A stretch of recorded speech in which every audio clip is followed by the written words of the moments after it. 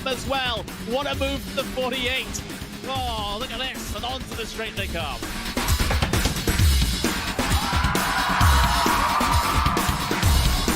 Brilliant move there from the number 40 to make it through. That left-hander sliding up the inside, going up now over Hawthorne Hill, down Pilgrim's Drop, and it's brilliant stuff here at Brands Hatch.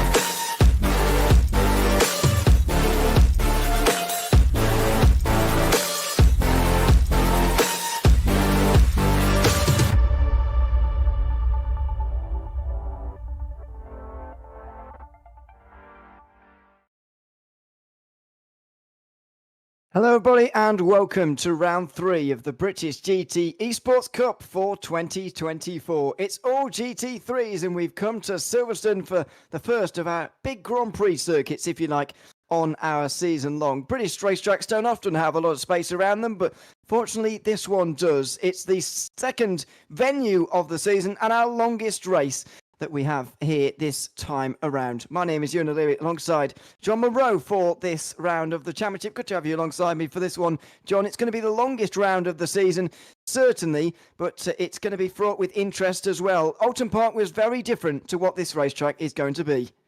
100%. Good to speak to you as well, Ewan.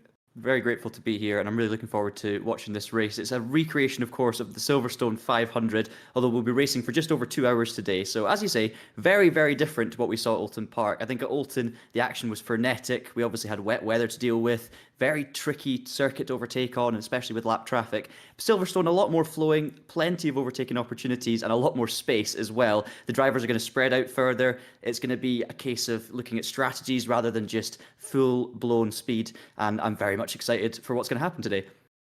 Not least different because of the format that we're going to be taking on over the course of the day that we can take a look at. I mean, it's very different to what we saw at Oulton Park with 2 races in one. As you can see, we've got 6 rounds and 8 races, which means that some days we'll be going racing twice. Today, not one of those days. Pro and Am class, as always, we'll get into that a little bit in a few moments' time as well. Some live stewarding, and this format in particular is just one long race. And it's not only the length of the race, is it, that makes this one different? It's the amount of pit stops that they've got to take on as well. Yeah, absolutely. So, we see in the shorter races, it's only one mandatory pit stop. Drivers not needing to take on tyres or anything like that. It's just a quick splash of fuel and away you go. But here at Silverstone, it's actually going to be 3 minimum pit stops, not 2, but 3, which creates a massive element of strategy in this race. Drivers can either stretch out their stints long and maybe go for a quick run at the end. They can try and pit early to get out of traffic. There's so many more factors at play, and you can kind of recover from a mistake with a bit of a strategy switch middle of the race as well. So I think that's going to be a key element to today's race. We're going to see teammates working with each other as well. We're going to see driver fatigue coming into it. This is over 2 hours and it's a single driver event, so you're racing the whole thing on your own. And that's quite a long stint for any driver, even in the world of sim racing, to try and keep that mental concentration up. So it's going to be a tough one, and I'm definitely intrigued to see how the strategy plays out. If it was the Motorsport, as Motorsport UK organised, actually, Silverstone 24 hours on a different platform just on the other side of the new year, you'd want to be getting out the car probably after 2.4 hours realistically, but this is just a single driver event. And as I say, this is the longest one. Let's take a look at the other races and the rounds that we've got going on this season. For the first time in rounds, in venues at least 3 and 4, we're going for the same format for 2 rounds in a row. Donington Park gives us another new format next week with 1 2-hour race, that one being different of course because there's only 1 mandatory pit stop at that one. Then we go to Spa, the final of our really big Grand Prix circuits, I think you've got to say, before we get to Snetterton, which is a very similar, in fact the same format as to what we saw at Oulton Park last week. And then we've got Brands Hatch for a finale as I say, Silverstone and Spa really stick out for me in that calendar, and I said it to Luke last week. They're so different. They're real Grand Prix circuits. You can see them holding an F1 race these days, and they do. And you can't see F1 coming to any of the other circuits on the calendar, to be honest, in the near future, because they're small, they're tight, twisty, difficult to contend with as well, but fantastic for GT racing. 100%. And I think that calendar kind of sums up the magic of the British GT Championship in general. You know, we go to all these different venues, and at each different circuit we go to, there's different challenges for the drivers, whether it's traffic, narrow, bumpy roads, or whether it's, you know, a place like Silverstone, as you say, fast flowing. Different cars, of course, are going to suit different circuits with the characteristics. We've got a custom BOP in this championship as well, and that's going to definitely come into play around here, the likes of the McLaren being heavily punished for being quick around these sorts of circuits. So it's going to be fascinating. I'm certainly excited to see how it goes, and I believe qualifying is going on behind the scenes at the moment as well. It is, and we'll be able to get to that shortly as well. In terms of what we saw last week, by the way, in terms of the championship standings, we're looking pretty good for a couple of drivers, actually. Interestingly, the Pro and Am leaders have got the same amount of points because they score points separately. So Elvin Smith is leading in Pro ahead of Krzysztof Mawskowski, who is leading in Am. Mawskowski only has 8 points over Clarkson. Chris Warner is the second place driver in Pro. He's only 9 points from the championship lead, and a lot of points available as well, because the top 5 in the overall championship actually have more than 200 points already after only 2 rounds. Going further down, we saw 30 drivers score points during the last round of the championship, but those are the gaps up front anyway between the top 2. It was a decent round for us, especially Chris, in terms of entertainment. Anyway, Chris Warner was second in the standings after the opening round, and had a bit of a topsy-turvy day. Had a bit of damage, as it turned out, in the second race to contend with, and that forced him a little bit further down in the order than he would have liked to be, but he's only 9 points off the championship lead. That doesn't really matter at this stage. Krzysztof Mawskowski had a decent day as well, but it'll be Kieran Prendergast who will be particularly disappointed with Oulton Park, because despite the fact he won the opening round of the season, he DNF'd from the second, and so that puts him down in 10th overall and in 6th in the AM standings. These are the things you've got to contend with. There's only 8 rounds in this championship, only 8 races, I should say. You can't really afford to DNF. And as we heard from Kieran Prendergast's Braam Esports teammate, Elvin Smith, last round, as far as the team's championship goes, they both need to be on top form for the remainder of the season if they want to make up ground lost by that DNF 1 week ago.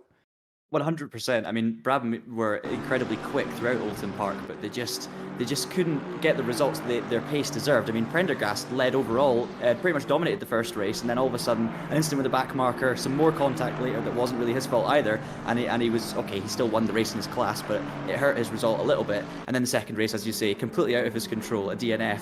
So Braam did not take the points home that their pace deserved, and I think they will be determined to make that right. You can see now, sitting 1-2 in the standings, Ewan, so it's not massively surprising to see Prendergast up there ahead of Elvin Smith. It's also been fantastic to see so many of the AMs up there with the Pro. Of course, it's not quite as simple as you might think in terms of the way it's split. It's to do with your rating and your ranking on Simracing.GP.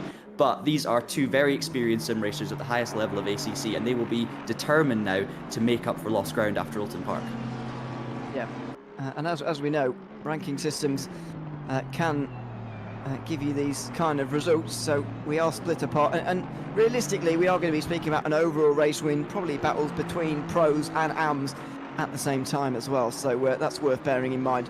Also worth bearing in mind on ACC is that we take the old pit line back when this circuit used to go to the left, as you're watching right now, to the bridge section, rather than switch to the right for the new section which we have these days.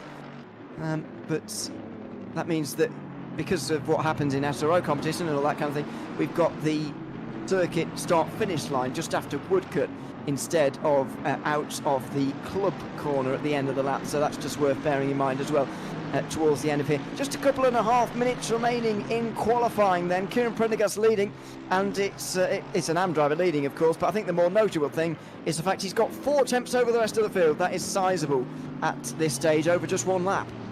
Absolutely, and it's worth just bringing people up to speed if you're new to the series as well. The way qualifying works is it's a 10-minute session for the AMs first, and then 10 minutes for the pros. So the likes of Kieran Prendergast up there in P1, Mashkovsky in P3, and Paduano in P4, they've all set their time. So that's why you're seeing P on the right-hand side of the leaderboard there. They're all in the pits. It's now down to the pros, and Elvin Smith's already got up to second place. But of course, with only 10 minutes, there's really not much time to set a lap time, as we're now seeing Chris Warner backing out of his attempt for Apex 1. Apex 1, obviously, another team right up there in the standings, had a superb round one, although it was very mixed within each race for Warner. His results were certainly fantastic.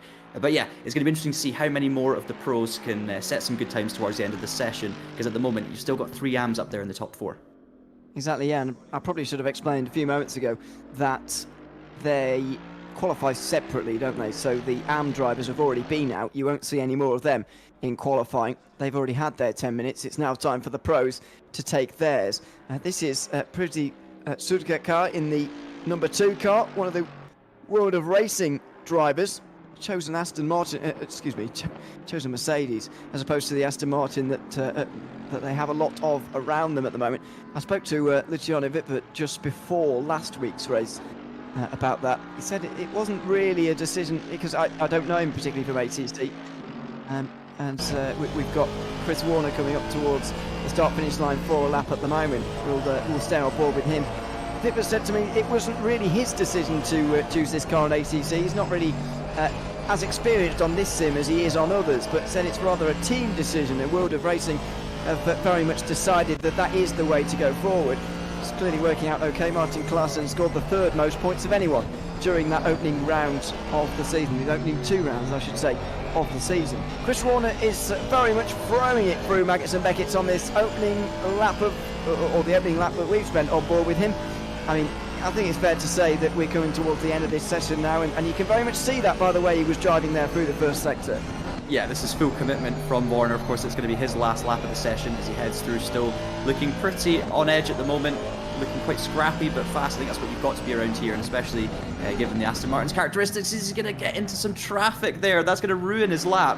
A real shame, but at the end of the day in qualifying, if the car in front is on a hot lap, then they are entitled to finish that lap. So really unfortunate for him. Just a quick note as well on the car choice, because you can see the different cars that people have picked in the standings there. And at the top, we have so many Mercedes and Aston Martins, just like we had at Alton Park. I was wondering whether the BOP would be coming into effect. Of course, the McLaren and the Lamborghini heavily punished here, whereas the Aston and the Mercedes actually get quite a fair BOP, because this track tends to suit the cars like the McLaren that can carry that mid-corner speed. But we're clearly seeing a lot of Mercs and a lot of Astons at the top again, and that will partly be to do with the fact that a lot of the top drivers and teams have picked those cars, but also they're just good picks for the season. And you know, I think the McLaren drivers are going to be a little bit frustrated seeing those times. They are, certainly. There's been a few investigations ongoing, by the way, in the stewards room for the qualifying infringements. We'll be able to bring you up any infringements that have been allocated to anybody when we get them. Van Veen comes up towards the line. That's a good time from Marijn Van Veen. He goes up to 7th place, which is 4th in Pro, and there's his overall position as well. So that's your qualifying. We'll now be getting forward towards the grid very, very shortly, and we'll bring that to you when we can. But 2 hours 24, I think the strategy is going to be a pretty important one here. How do you split up those 3 stops? Because if there were no restrictions on this race, you'd imagine there'll be 1 full stop and maybe a half stop, if you like, to deal with. But they'll actually have a lot more to play with than that. They've got 3 stops to try and work out. So it's going to be very interesting to see when they take those, how they take those as well, in terms of what they do at those stops. Yeah, and you have to be adaptable as well. You can go in with a pretty certain plan, you know, either I'm going to do 3 equal stints and just maximize the tires, make sure that I get the same amount out of every single set, and I'm not overfilling fuel at any stage. That would be the kind of standard thing to do, but you have to adapt, because in the race, you could find yourself maybe being held up by the cars in front, needing to get out of the train, and maybe then it's worth a little undercut, an early stop to try and get some clear air. Or of course, the other option, and something I used to love doing on ACC, is putting a little bit of extra fuel in the car for that first stint in order to try and go a bit longer and get out of the train that way. So we see a couple of penalties coming through for infringements. So that's car 39 with a 5-second penalty, and actually that's car 39 twice So not a great start for car 39, has to be said. But yeah, as you say, definitely important to be thinking about strategy, and it'll be interesting to see which drivers go for maybe a heavier fuel load at the start. Will any of them go very light and go super aggressive early on? I mean, we're not going to really know, Ewan, are we, until it plays out, but it's certainly something we're going to have to keep an eye on. What I do have to say, though, is Braam Esports, they're obviously determined to be picking up some good results after the nightmare Prendergast had in round 2, and what an incredible qualifying effort. I mean, they're half a second clear of the rest of the field. That third place in the team standings, you know, World of Racing, 62 and Apex ahead of them, are certainly going to be looking in the mirror. They are, and with concern as well, you would imagine. The gap in team standings, 35 points between Apex 1 and World of Racing as of right now, by the way. So that's worth bearing in mind. But it's early in the championship. We're not going to be talking about that too much here today. The 39 car, by the way, with 2 5-second penalties, as you just noted. Now, interestingly, both of those were as a result of the driver of the 39 coming out of the pit lane. And it almost seems as if the same thing happened twice. And they got the same penalty twice as well. But here is the grid. It's a Braam Esports front row with Kieran Prendergast and Elvin Smith on the front. Krzysztof Mawczkowski is in the 3rd position, ahead of Paduano in the 4th place, just alongside them. Then it's Luciano Wittwert for World of Racing in 5th place, alongside Chris Warner of Apex 1, another team who've had a decent qualifying there. Marijn van Veen, with that late lap time, got up into 7th place, ahead of Sudakar in 8th. Then it is Martin Klaassen, 3rd in the overall driver standings. 9th place, in this qualifying session. Woodrow finishes in 10th for qualifying. Another one of those red Mercedes of World of Racing, with Pulick in 11th. Then it's Cosford in 12th. DeLonga and Erdmann will share row 7 ahead of Grant and Seiko. It's Manders, and then the first of the McLarens of Draper in 18th position. Cometto and Law will be running up the top 20. That is the first of the BMWs. First of the Porsches next with Holland, and then the number 9 of Mack, and then Davies, and the rest of them you'll be able to see at the back of the field, which got around 30 on the grid here this afternoon. So that is fantastic to see. But as you say, the Aston Martin and Mercedes certainly the pick of the day once again here at Silverstone. As you can see at the top of your screen, 2 hours 24 on the clock for us today. So there is your grid, and there's the very end of it. Just as I say, mid-20s, high 20s in terms of the grid. It's very good to see, but it's going to be busy again. I don't suspect it will be as busy as we saw at Alton Park, where lap traffic really did define the races, but it will be interesting, certainly, in terms of lap traffic. It will certainly be a factor, despite the fact it's a single-class race. 100%. I think we can see less incidents in the traffic, but perhaps just as much or more disruption in terms of the positions and the results, because I think what happens here is if you catch traffic at the wrong moment, you're going to be held up, and there is going to be space for your rival to take advantage of that. Whereas at Oulton, what we saw, obviously, with the shorter races, there wasn't maybe as many times you were lapping people, but when you did come up to lap them, especially in the wet of race 1, you were finding that there was just no space. There was, back markers making misjudgments over their car positioning, and we saw, driver after driver getting involved in the incidents. And it's very difficult, both as a driver at the front of the field doing the lapping and the driver being lapped, to try and work out where you're going. So Silverstone is going to be a little bit easier on that front. But of course, with over 2 hours of racing, traffic is going to come into play big time around here. It's just about how you manage that and use it to your advantage. But what a beautiful, colourful grid we've got. It's a bit of a shame to see so many of the same manufacturers in the top positions, but that's the nature of racing. It shows how close the field is. But yeah, it's also worth bearing in mind that you can only select cars for this championship that are actually racing in the British GT Championship this year, which is a nice, cool feature for the official Esports Cup. As we can see there, one of the red Mercs has not managed to get off the grid, so they might be starting from the pits. That's not a good start for them. No, I'm trying to work out who that is. It's one of the World of Racing cars, but I don't know which one. Well, yeah, but there's about 6 of them, and they all qualified nose to tail, so that's not... Oh, speaking of 6. The number 6 car, it is Woodrow, who qualified in 10th place, and for whatever reason, one of the drivers behind seemingly not very willing to go and overtake it either, which you are allowed to do, by the way. You can drive through each other, in fact, on the formation laps on ACC, but clearly they're not necessarily willing to do that. Now, I don't actually know what would happen to the starting sequence if there was somebody sat on that. Surely if they still sat on the road by the time we're getting ready to start, they'll go back to the pit lane. But yeah, nevertheless, I don't know what would happen when there's someone missing in the order, if you see what I mean. I think what happens on ACC, and apologies if I'm wrong, but if you're stationary for too long, you will get put back to the pit lane, as we've seen now. Woodrow, this is the man, of course, who's 4th in the pro standings, so it's not a good start for him, but a long race to try and recover. But yeah, the car will jump back to the pits, and I believe that everyone just moves up a position. The game's very good at showing you which side of the grid you should be on, so even if you were meant to be on the left-hand side of the grid, it's not going to be confusing because the game will tell you, okay, now you need to be on the right-hand side of the grid. So yeah, it's pretty good for that sort of stuff. The start sequence on ACC is one of the best out there in terms of the different sim softwares. We can of course see a chance of penalties at the start if people are slightly out of position, and we likely will at some stage. But it certainly leads to good starting to the races. Yeah, but in the same way, if any penalty assigned by the game is unjust, then the good thing we've got live stewards to deal with that themselves. So it shouldn't be too heavy of a problem. So it doesn't quite work like NASCAR, of course, because they're single file on the formation lap, of course, or in oval racing, I should say more broadly, where just the outside or inside line would just move up, wouldn't they? You take the car out and you just move the whole line upwards, if you like. But they actually take it out and reassign everyone to a different row of the grid or whatever. So that will all be sorted out, and everyone should know where to go. It looks like Ryan Woodrow has entirely disappeared from the standings, so I'm hoping he's going to get into this race, but it's not looking particularly promising.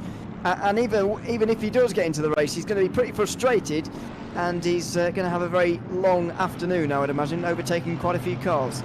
He's going to have a fun afternoon. I mean, he should have good pace. Obviously, a pro driver, lots of experience, and in a fast car, a fast team, and it's high up in the standings for a reason. So I think he'll be frustrated, but it's going to be a fun one for him, kind of fighting through the field. Let's just hope he can actually make the start from the pit lane. But these drivers now are getting very, very close to the start of this race. It's going to be interesting to see the tactics early on. Will the Braam guys just work together to try and build a gap? I suspect they will. Of course, the rivals in the driver standings, but working together in the team standings, which are just as important in the British GT Esports Cup. So yeah, let's see what happens. I think the two of them will work together to try and fire away at the front, and it'll be down to everyone else to see if they can keep with them.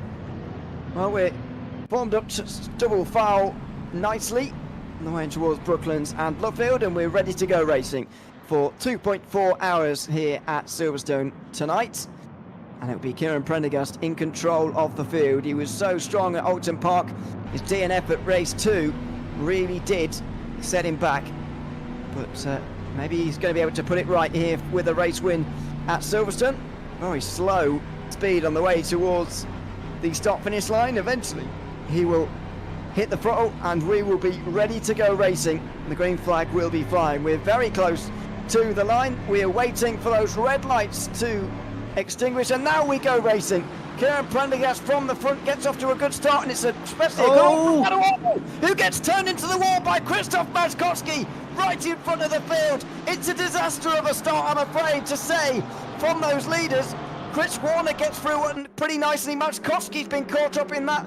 But what a disaster for Paduano, especially in the 24 car Mercedes, who's been turned into the wall. And I've got to say, he looked like he was trying to find the inside there and find a gap that maybe wasn't there. It was close, but Paduano didn't quite make it. We see another car spinning off in the background, of course, as these drivers settle down. Amazing start for the Braam guys, but yeah, Paduano, he tried to block off the inside line and he didn't quite have clearance, and at that point he couldn't quite come across. So I think it's just a slight misjudgment on first glance from Paduano. It's cost him dearly. Good to see most of the field making it through cleanly, but obviously a real shame for Maczkowski as well, because he's dropped outside of the top 10. Very dramatic start. We almost had it at Alton, but the drivers made it through. Unfortunately, the top 4 not making it through cleanly this time. But as I say, it's a long way to go, and hopefully most of the field managed to get through without much damage. Well, we can hope so. Van Veen, by the way, excuse me, not Van Veen, his teammate, in fact, in the background is all at sea at the moment with battles. But let's have a look what happened. We're watching the 24 car of Paduano because he makes a great start here. He gets a really good reaction to the green light. He searches for the inside of one of the Braam cars, and Maczkowski is already there. Now, thankfully, that didn't cause too much of a kerfuffle, actually. I was fearing that he would end up in the middle of the road to be collected by everyone, but actually, everyone did a pretty good job to avoid. Prendergast gone. And again, we've lost Kieran Prendergast. Well, we can't see him any longer in the field. Kieran Prendergast seems to have gone from the front of this field, and this is almost exactly what happened. Now, that's Paduano getting off again, isn't it?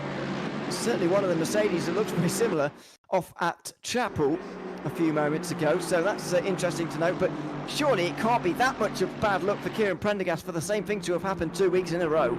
It looks like it is because, you know, I highly doubt there would have been an incident between the two Braam guys this early on, and he's just disappeared off the face of the earth. So absolute heartbreak after all the prep, all the, you know, the amount of weight that was on this result for those guys. They needed that result, and Prendergast specifically needed the result for the driver standings, and it's all come undone on the first lap. 2 hours and 24 minutes, and it happens on minute 1. That's heartbreaking for those guys, and Elvin's going to have a long race now, but he of course will just try and run away. Warner is going with him.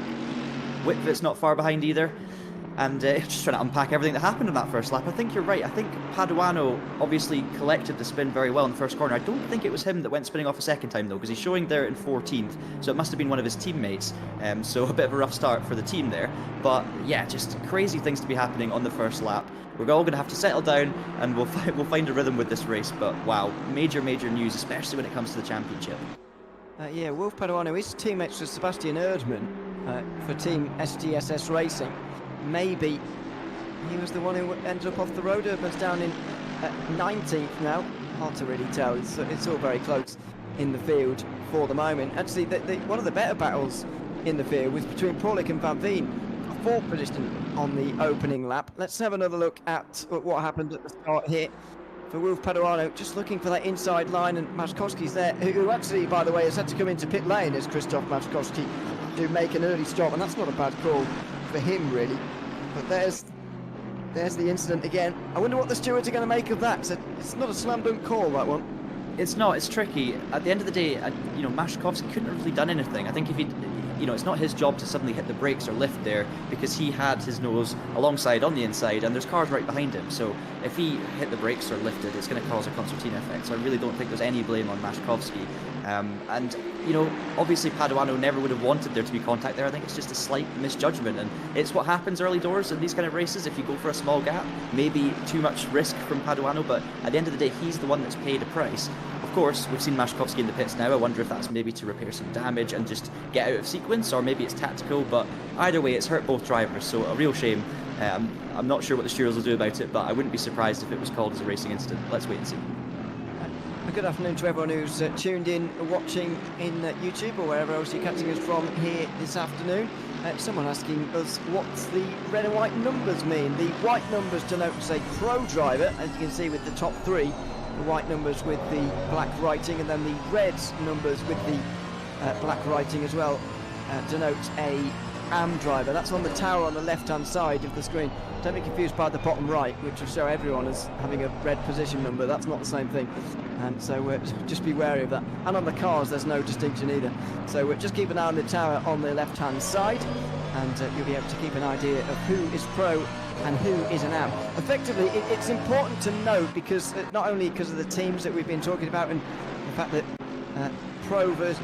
teams with a pro and an AM driver have to sort of work together to score the most between them, if you like, but also they've got to score points separately. So the pro winner will score 119 points for the race win, and the AM winner will also score 119 points. Now, it's not a thing that goes the whole way down, as we got our first penalty from the race. It's for Elvin Smith for overtaking off the track.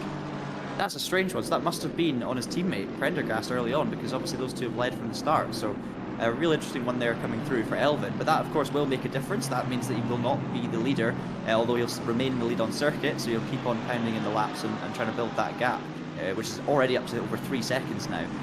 But yeah, a surprising one coming through. So not a great start, as it turns out, for Braam. But I don't think Elvin will be too worried about that. He can just get his head down and just keep on pumping in those laps, as we see a battle from this is Stephen Bain in P15, right behind Mac, heading into Cops. Oh, a bit sideways for the McLaren. Nice use of the curb. Bain gets even more sideways on the exit, but manages to hold on to it. He's dropped a little bit of ground there.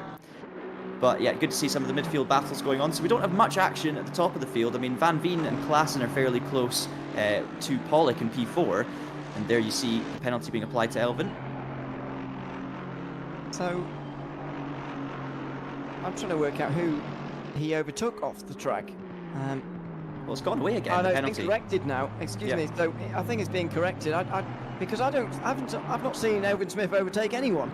I thought Kieran Prendergast just disappeared due to technical problems, and surely he wouldn't have done that off the road, Elvin Smith. So I think that's being adjusted now to the driver it actually should be. So it's the number 7 car of Holland who should have the penalty and now does in the field. So that would have been a bit of a surprise for Elvin Smith to receive that penalty and think, oh, what have I done here? But he's okay. He's in the clear. It's Holland who has overtaken off the circuit, and that's more understandable in the midfield. To be fair, there's a lot going on back here. Especially with drivers early on trying to avoid accidents and all sorts, you've got to be so careful. But if you clearly gain a number of positions by going off circuit, then you've got to give them back. So you're right though, Elvin would have had his HUD on and he would have seen a penalty come through for him and been absolutely flabbergasted as to what on earth was happening. So I'm sure Elvin will be sighing a bit of a or you'll be a little bit relieved at this particular stage, as we see De Lang in 10th losing the back end a little bit, and now he's not going to be under pressure from Seiko in P11. This is the 3 Mercedes, and of course the recovering Paduano in P12 just behind. We see another car peeling off into the pit lane just behind those guys. I'm not sure who that was, but we'll see in a second. So some early pit stops coming in. I wonder if it is down to damage or whether it's just these drivers trying to get completely off strategy, because as you were saying before, Ewan, if there wasn't 3 minimum pit stops, then you would literally, you could do this race in probably 1.5. So drivers are basically given that flexibility to do what they feel will work for their race. And it's also worth mentioning with the graphics on the left there, the little number 3 with the orange box behind it, that's the number of mandatory pit stops each driver still has to make. So as you can see, everybody in the top 23 right now still has 3 mandatory pit stops. And when we say mandatory pit stops, that means taking on some fuel. You don't have to take on tyres, but I think we'll see a lot of tyres being changed, especially later on in the race when the stints are a bit longer. But that's how you know how many stops the drivers have remaining, so that's definitely worth keeping an eye on as the race progresses. It's going to be, as we got side by side here briefly for 11th position. And Seiko trying to hold on ahead of Wilf Paduano, who's, well, that is overtaking off the track. Now he'll argue he was pushed there, but he has gained a place well outside of the track boundaries. Will race control turn a blind eye to that one and say, well, you were forced off, fair enough? Or will they say, well, you shouldn't be overtaking off the road? And that will be one for them to look at as well. Yeah, well, I think it depends on how they went into the corner, or it was actually the exit of the corner before, really. If Paduano had enough of an overlap and had earned the right to the space, then they'll probably let him off with that one. But I'm guessing they'll have the replays, they'll have the angles, and they'll make a suitable decision on that. As we now cut back to the World of Racing number 7, Sudakar in P7. He's 3 seconds off Klassen at the moment. And we're also seeing a final warning coming in for the 29 for contact with number 10. So that is Turner in the McLaren, already on a final warning. Not great with 2 hours and 15 minutes to go, but managed to escape a penalty on that occasion. So hopefully we can have a bit of a cleaner run for the rest of the race.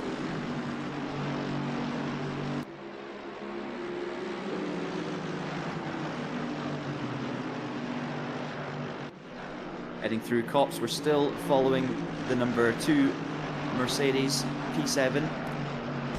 Big train cars behind. You've got De Lange in 10th, Paduano still in 11th, 1.1 back, and then Seiko. So this is the massive Mercedes train on at the moment. And obviously, these cars, they ride the curbs really well, so they were fantastic around Oulton Park. They're less suited to Silverstone. This is a kind of track that doesn't suit the point and squirt nature of the Mercedes, because you don't have all of those bumps. You still have the odd curb like we saw there through Magnussen Beckett's, but it's the kind of car where you can really be aggressive and force it through the corners. And it's interesting to see so many drivers picking it. I mean, it's clearly having a good performance here at Silverstone once again. Yeah, I think there will be circuits obviously that suit this car a little bit more, but generally that's a big dive down the inside.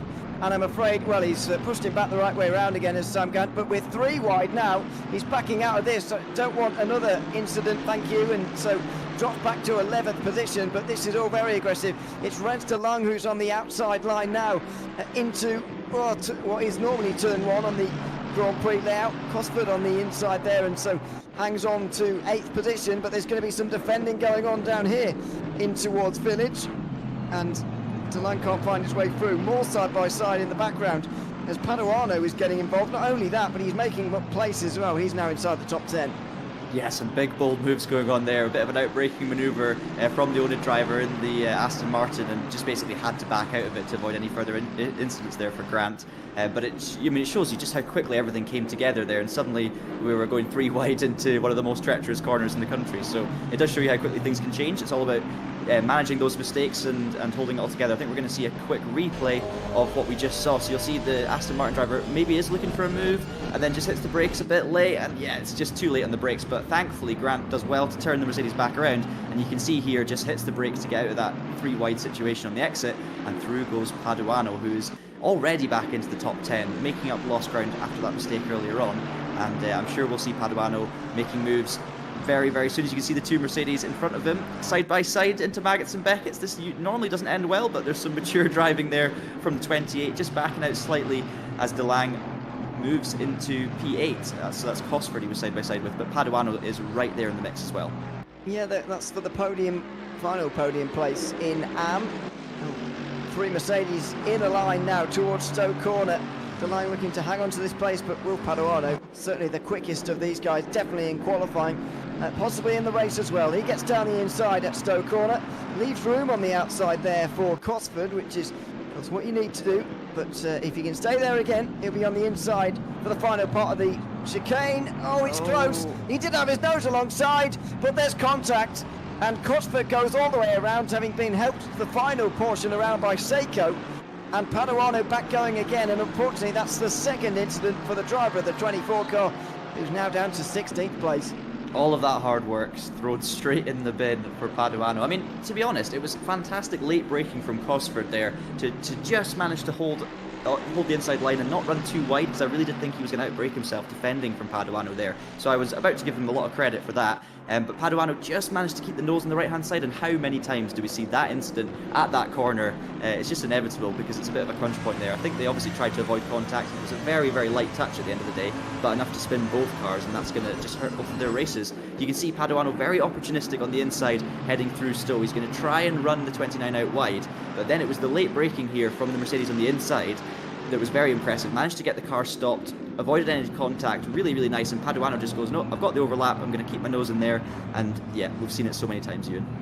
I think he's entitled to stay alongside there, to be honest, as well. If he's got his nose alongside, he's entitled to that corner, as long as he hits the apex and doesn't drift wide into the car alongside him. I think he's within his rights to try and hang on to that, but unfortunately there was a spin, and he's now got even more overtaking to do. These guys are not going to be particularly displeased with that, because they've all gained a position, and actually just up in front of Nick Manders here, who you can see in 10th position. Sam Grant has got a 10-second time penalty for that contact at the chicane we saw not so long ago. So that is another penalty having come through. There it is, 10 seconds for contact with the 28 car of Cosford, who we've just seen go around for a second time, and that's certainly a penalty we're expecting.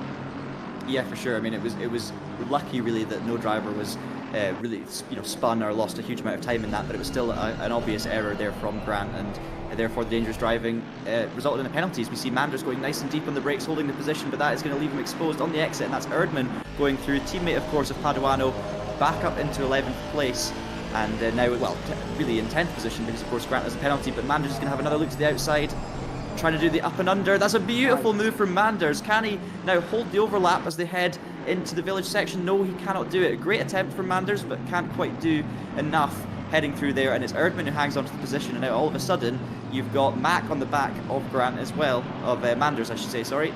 But yeah, some great racing going on in the midfield. Yeah, they've all gained a place ahead of DeLange here, who's dropping like a stone through the field, and he's behind them all. I don't know if I missed that, but he's dropped to, what, 17th place in the background there, despite running inside the top 10 not long ago. So we'll have a replay of that in a few moments' time. Here we go. See what happened to the purple machine of DeLange. Ran DeLange into... Oh, there's the big snap. It's into Abbey, and thankfully that gravel catches him and saves him from going into the wall. That was a big snap. That explains why we didn't see him, because he was miles away. Did obviously all on his own as well, so no harm, no foul, no damage there other than the tyres will be screaming for an early pit stop. But yeah, a real shame for DeLange, who was running well inside the top 10, but still a long way to go. and now he's going to have to fight through this crazy midfield that we've seen a lot of action from as well. Some superb racing going on there. We're seeing that's Grant running off again and doing well to avoid an incident on the rejoin. It's going to hold up Erdmann a little bit though, who had to lift, and that puts Erdmann under pressure. But yeah, Grant's having a bit of a nightmare, just falling backwards and further back. But the man who's not falling backwards as it stands is Elvin Smith. He's now extended his lead to 7.5 seconds, which is incredible this early on. And you know, it's worth saying, Ewan, he did exactly the same thing in the second race at Alton Park. He just drove away at the front of the field, and it's a very, very strong field. So you have to say this is an incredible performance from Elvin Smith. He really is, you know, just showing the rest of the field that he is here to stay at the top of the driver's standings, and he wants to win this title.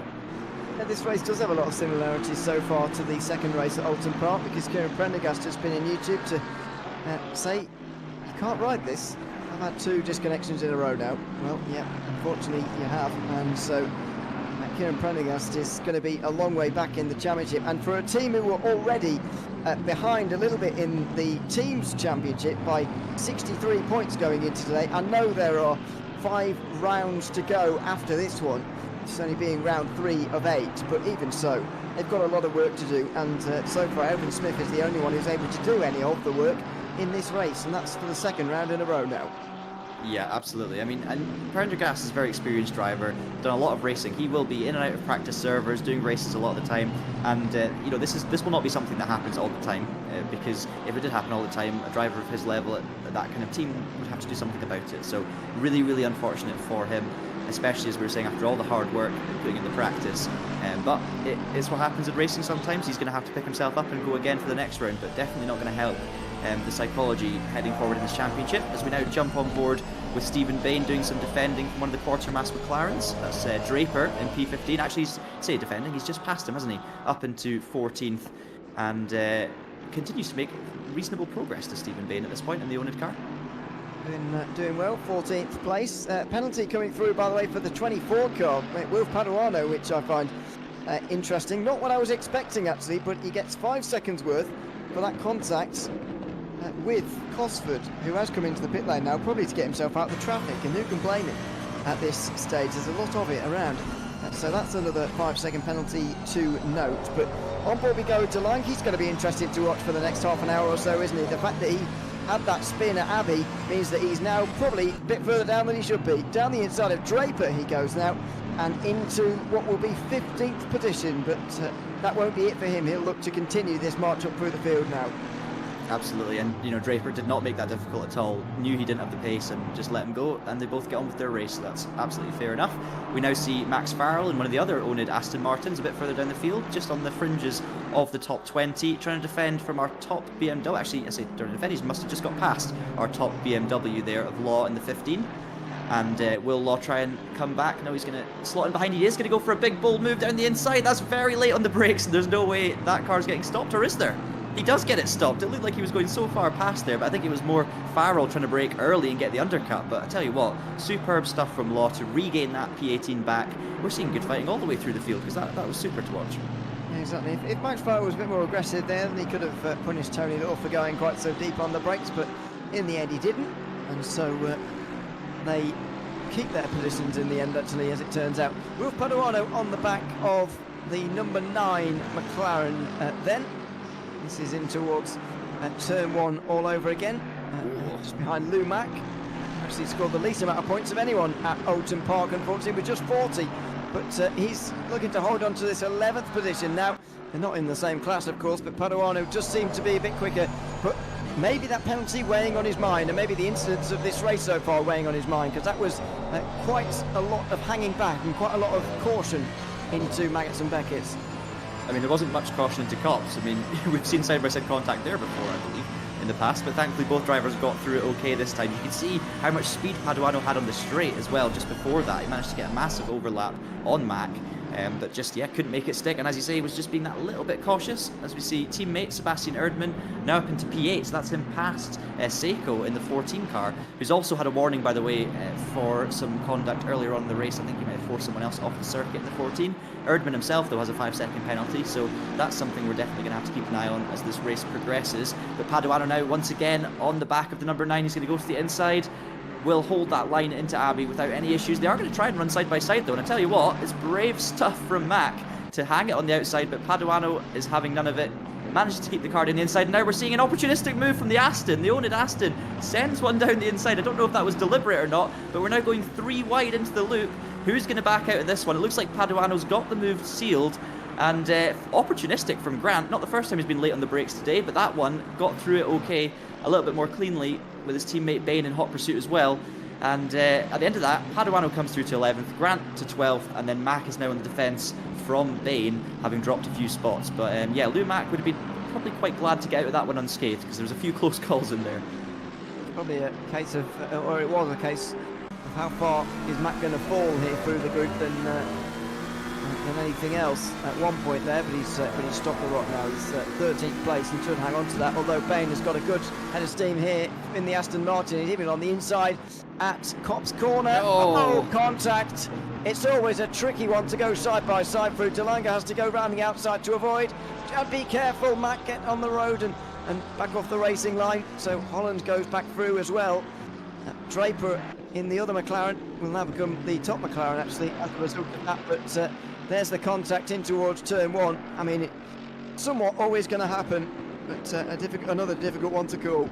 Oh yeah, very, very tricky. And I was actually really feeling for Lou Mack, 'cause that's 2 laps in a row where the McLaren just had no pace on the straight. Because not often that, you know, into Copse is that an overtaking opportunity, because there's just not enough straight to make it happen unless you make a mistake out of the section before. So I just think the McLaren, with all that extra weight on board as well, is just really, really struggling in a straight line. And compared to the Mercedes, as we see Van Veen in P5 having a big moment and doing very sensible things there, backing off before the rejoin, losing a spot, but trying to avoid any contact with Klassen, who moves up into the top 5. So yeah, heart and mouth moment there for Van Veen, but does well to hold it all together. But yeah, was feeling really sorry for Lou Mack, because there was not much he could do there. Heading into the corner, I don't know, I need to see it again to see if he turned in or anything like that, but certainly the straight before it, you can just see the frustration because it's 2 laps in a row. And now, is he going to turn in? Yeah, the Aston's got a bit of a nose there.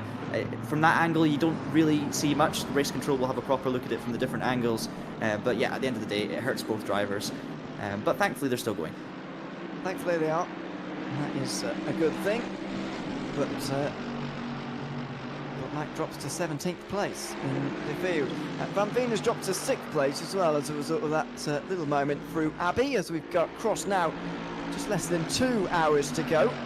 So 25 minutes gone in this race. Round 3 of the British GT Esports Cup for 2024. This is the view I wanted to see on board with the Aston Martin. Yeah, he's not quite at the apex there, is he? He saves the half spin quite nicely, does Bain, but I'm afraid he's not quite on the apex really, and he might well be adjudged to be at fault for that contact into Copse Corner. It's a tricky one though. I mean, he clearly had the overlap going in. The problem being, you know, it's such a fast corner with such a small braking zone. When you're on the inside like he was, you can't really know exactly how late you can brake. You've got to go a little bit early because obviously it's a tighter corner. And I think there, he had a clear and fair overlap, so the corner could have been his. But because he broke early and there was a bit of commitment on the outside from Mack, it almost looked like he had to then try and back out very late. And obviously at that point, there's nothing you can do. Mack turned in. You know, he held his line on the inside, the Mercedes driver, but it wasn't enough. Mack came across. I'm really interested to see what the stewards think of that one, because I can completely see how that could have happened from both perspectives anyway. But at the end of the day, you know, Max cost himself by turning in and closing that door that was ajar. He's ended up paying the price for it. Which we see another penalty coming through. That's 5 seconds for the number 8 car, which is Bain, of course, in the Aston Martin. You can see just ahead of Delanga, who we're watching now. Lots of penalties. I mean, we saw a lot of penalties at Oulton as well, didn't we, Ewan? I expected a few less here at Silverstone, but with live stewarding, these guys are on the case. We're seeing, you know, frenetic action throughout, and we're seeing a lot of penalties once again. Yeah, so Bain judged to be at fault and gets 5 seconds for that contact with Mack in the end. Krzysztof Maszkowski's been making some good progress here, I've got to say. He's up to 18th place now. Well, has he passed Mack or not? He was very close to him beforehand, but anyway, he's making up progress, and that's exactly what you need to do. It's not a bad call, to be fair, from Maszkowski to take one of your mandatory pit stops immediately. I mean, you can get away with that. You're not particularly tight on fuel in terms of not being able to fill up enough during your stops and whatever. So what he will have done there, I would imagine, Maszkowski, he came in at the end of the opening lap, I think, repair any damage that he had, and he might have had a little bit because he did hit Paduano and maybe the wall as well. but mainly put that lap of fuel back in. That will count as your mandatory pit stop, and then get in some clean air. But unfortunately for him now, he's caught the back of the train, and now he's having to overtake everyone, which is entertaining maybe, but not quick. Yeah, 100%. It's a fun track when you've got good pace, though, because you really can start making moves in many different places, and you can just find this kind of alternative rhythm that just seems to put you in a different level to everyone else. So it's a fun place to come from the back, I have to say. Although for some people like Paduano, we've seen them, getting involved in more incidents. As we're now on board with Kometo, another owned car, and he's right on the back of, yep, you guessed it, another owned car in Farrell, the 21. Are we going to see a move from Dennis? He's going to pull back into the slipstream, hoping that Farrell maybe runs a little bit wide, and he's going to cut underneath. But of course, these drivers are pseudo teammates, so they'll want to be a bit careful. As we see, one of the Porsches going very, very deep, did well to get out of that one and avoid any contact. So that's Thomas Holland, who's had a bit of an interesting start to the race already. Of course, 5-second penalty for the number 7, and did well to avoid another potential penalty there, Ewan, because that's not how you want to enter that particular complex. No, not particularly. If you'd have rear-ended someone, then there may well have been another penalty on the way. This is Dennis Kometo trying to get past Max Farrell in an all Aston Martin battle for 21st position, and a relatively similarly looking BMW in 20th place as well, at least similar in size for everyone. Saw someone dropping down there. Was Holland having an issue maybe in dropping down the field? Not particularly. It's very congested at this point in the order, I think it's fair to say. From 16th place down to 22nd, there's barely a few seconds separating them, and Krzysztof Maczkowski has had to work his way through all of these guys in recent past. Let's have a look at that Porsche on the way in towards the chicane. Yeah, good job to avoid there, really, because not only would he have given himself damage, Holland, he also would have rear-ended someone who got a penalty, so he did the right thing. Yeah, you have to give credit to him there for, made the mistake, but didn't want to hurt someone else's race in the process. So yeah, some bad driving followed by some good driving from Holland. And sometimes there's a bit of a delay of the driver dropping down the order. That's just because the standings update when the drivers cross a sector line. So if you get a bit confused at any point, seeing a driver tumbling or something, when you just see them not lose a position on screen, it might be because they actually lost that position just before. Just to clarify it on that one. Yeah, it's interesting you're talking about Maczkowski, obviously running 16th at the moment, just behind Delanga, who we're watching now.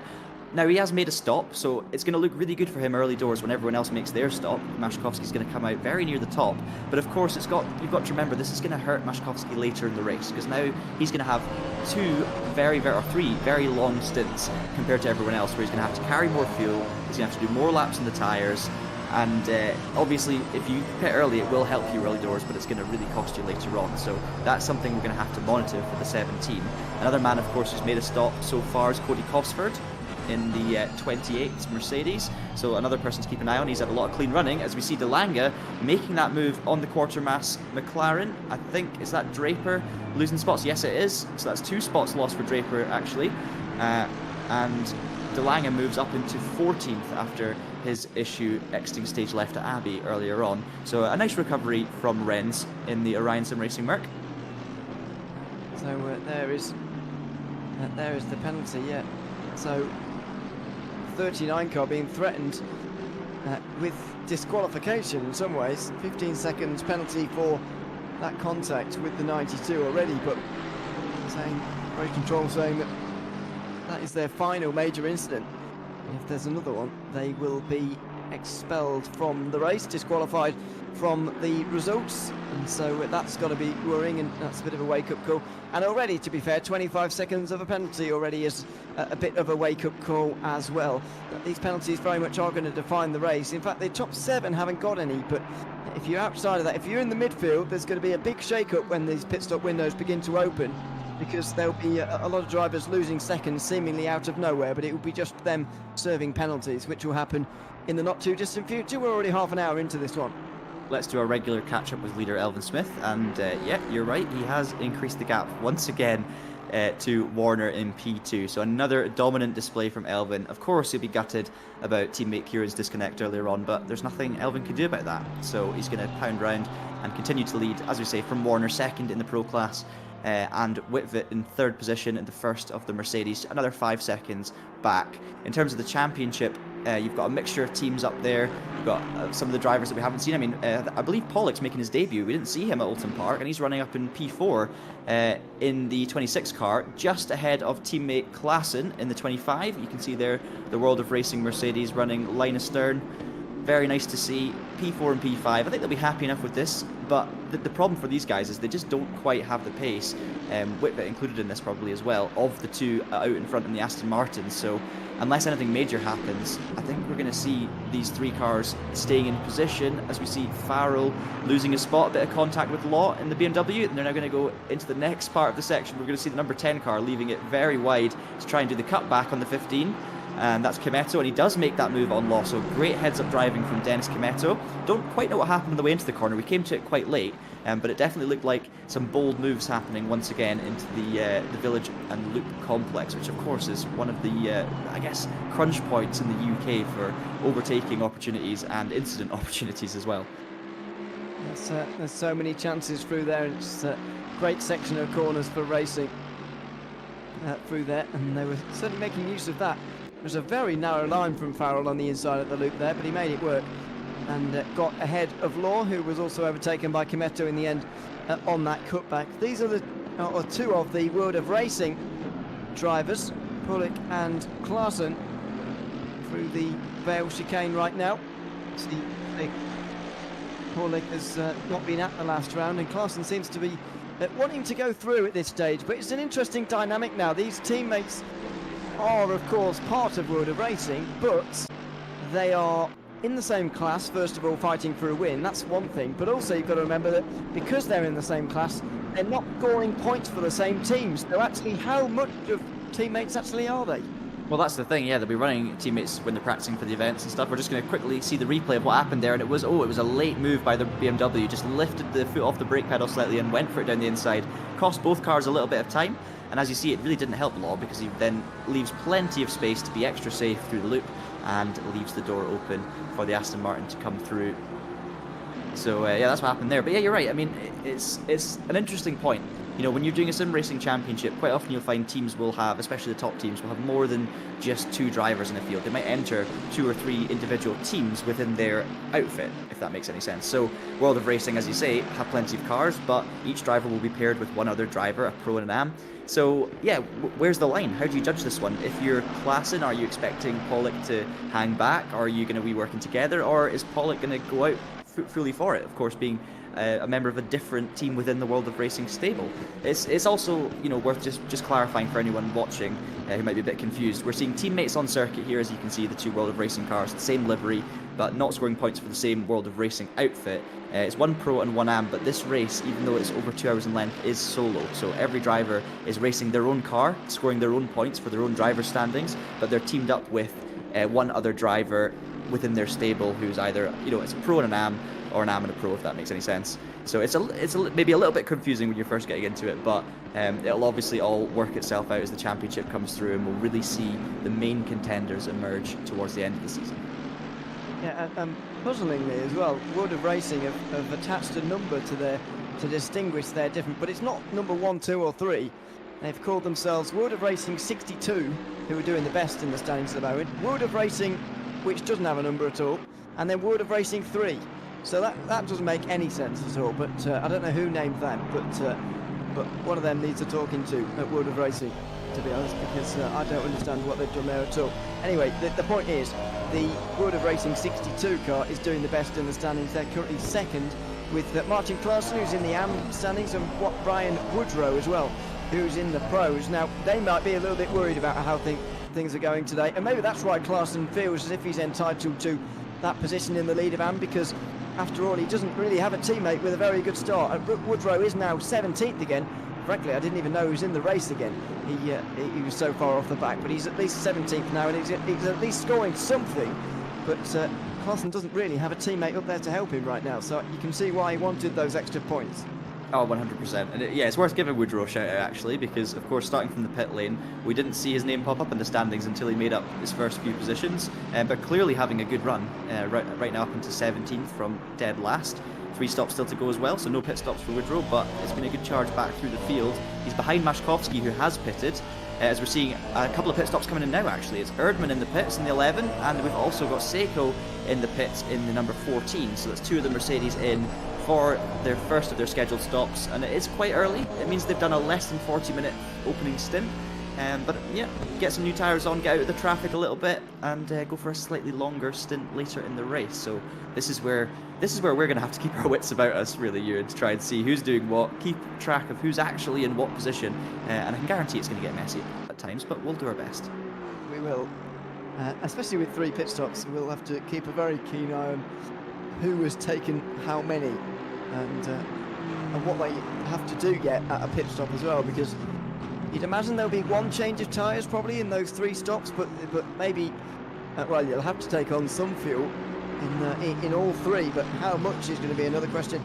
And in terms of later on in this race, maybe in like 45 minutes time, you know, really in the middle of this race, an hour's time maybe, there'll be some real disparities with the level of fuel that's on board as well. So not only in terms of the fuel time, but also the amount that's actually in the tank, which will really sort of make it different pace-wise. Meanwhile, Elvin Smith is into pit lane. I don't think he quite understood where the commitment line was for the speed there. He didn't, but he's got the gap in hand to try and work it out and be, you know, play it safe and make sure he doesn't get the wrong line. We've all been there before, I think. But it's interesting, actually. Elvin pitting this early. Now, what does that tell us? It tells us that he, you know, given that he had such a clean run and open air out in front, there'd be no reason for him to pit earlier than his scheduled stop, because why would you give up free track position to then put yourself in the field? So that tells me that he went low on fuel to start with the plan of running away at the front, which is exactly what he's done.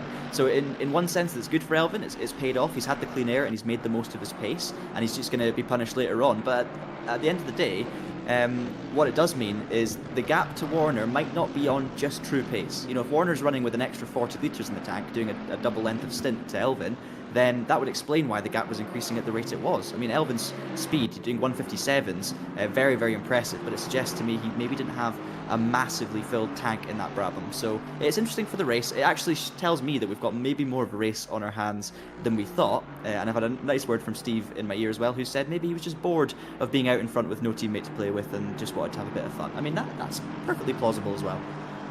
Yeah, he's just behind Bain and De Lange now, so he'll get his wish in that respect. He might be further back than that, mightn't he, actually, as well? Is he behind Maszkowski even? He's ahead of one of the Mercs, so yeah, that is, but it's still, oh yeah, it's Woodrow behind him, that makes sense. So yeah, Maszkowski ahead, and that'll be interesting because Maszkowski's obviously got good pace, so maybe when Elvin starts making moves, Maszkowski can go with him. It'll be interesting to see how he deals with the traffic, but again, Ewan, it just points to the fact that he must have put in low fuel to start this race, because why would he have given up that track position other than for having a bit of fun? I think it's too early in the season, isn't it? It's a little bit of a mystery to us at the moment. And also you can't forget that Maszkowski and Smith are the first of those who've made 1 stop so far in the race, so that's worth bearing in mind as well. Maszkowski looking for the inside or outside of Draper maybe, so there we are.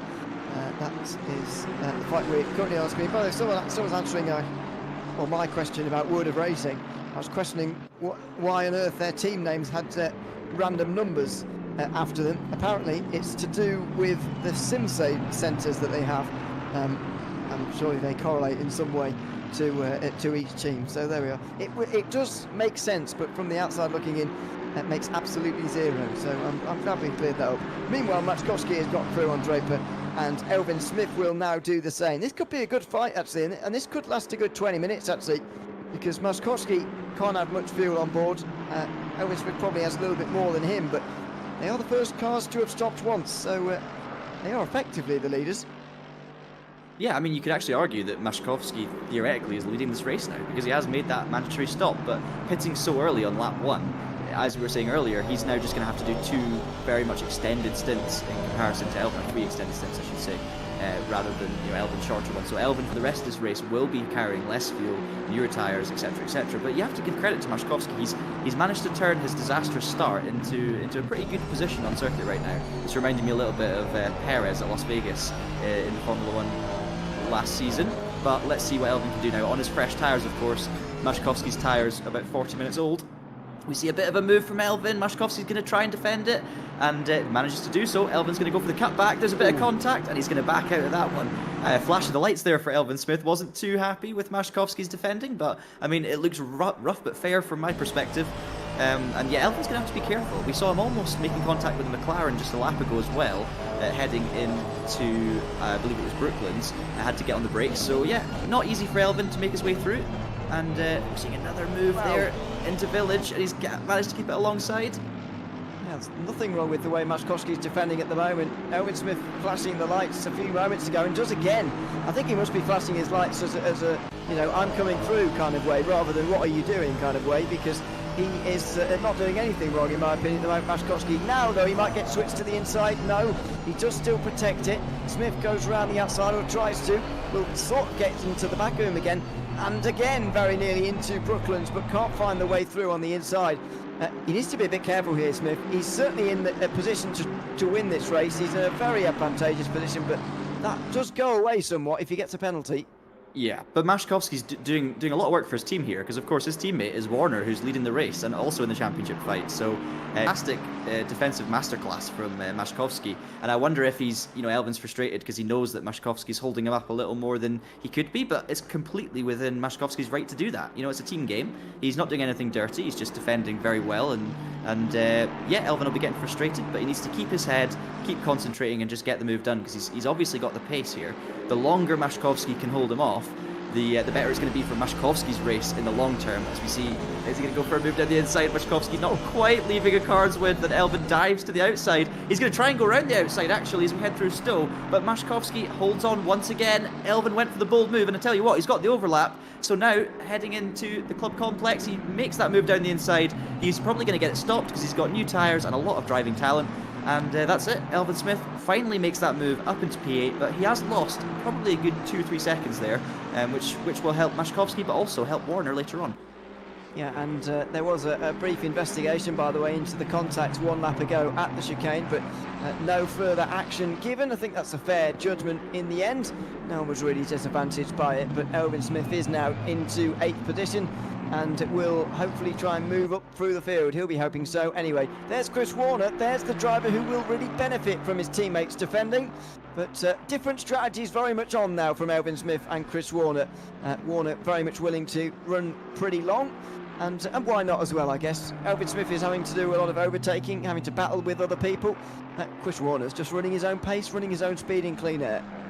Yeah, clearly had a bigger fuel tank, or more fuel on board his Aston Martin. And of course, this Apex 1 team, you know, they are right in the championship mix. They're leading the team standings currently. Of course, Braam, this setback for Kieran Prendergast, of course, disconnecting on the first lap once again, means that Apex 1 are really in a good position for the team standings. They'll be trying to get every point they can, and this race is going very well for them so far. Yes, it might not be an individual race win for Warner, but at the end of the day, they will be happy with how things are going as a team. We're going to see another replay of the overtake. So here you can see Elvin goes for an inside gap, but Maszkowski doesn't leave enough room. Perfect defending, but Elvin's just got so much commitment under braking. He manages to just keep his nose alongside the left rear panel of Maszkowski, and Maszkowski, again, doing the sensible thing, has to leave the room, and then it's late on the brakes. The man with the new tyres gets the car stopped and holds on to that position. Maszkowski has no comeback, but just excellent racing from two excellent drivers.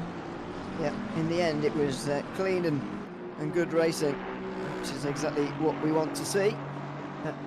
Talanga has just been overtaken by Elvin Smith now as well, so the Brabham driver is now into 7th position, and there you can see.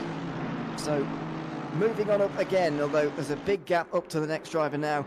He shouldn't have to make any more moves for the near future, but now, as I say, the strategy games have really begun. We're about 45 minutes into this one, and there's people on all sorts of different strategies here. The question remains, somewhat for me, how much fuel is Warner going to take on board, for example, on this next round of stops? How long is he going to leave it? Because Smith, surely on these new tyres, is taking time out of him now. Yeah, I mean, Smith's been flying. He's still been one of the fastest cars on the circuit, despite all the overtakes and being held up. So, yeah, it's certainly looking good for Elvin at this stage. But yeah, let's see how long Warner goes. I mean, the longer he goes in this first stint, Ewan, it looks better for him because it shows you he's had more fuel on board again. And he's doing a really, really long first stint, which means he'll come good later on. So it's been ideal for Warner, it has to be said, but I just don't know if he's going to have the pace to hold with Elvin Smith, because if Elvin just has those few tenths every single lap in, lap out, no matter what the strategy situation is, then unless he gets held up massively in, by traffic or an incident, then he's going to be absolutely fine.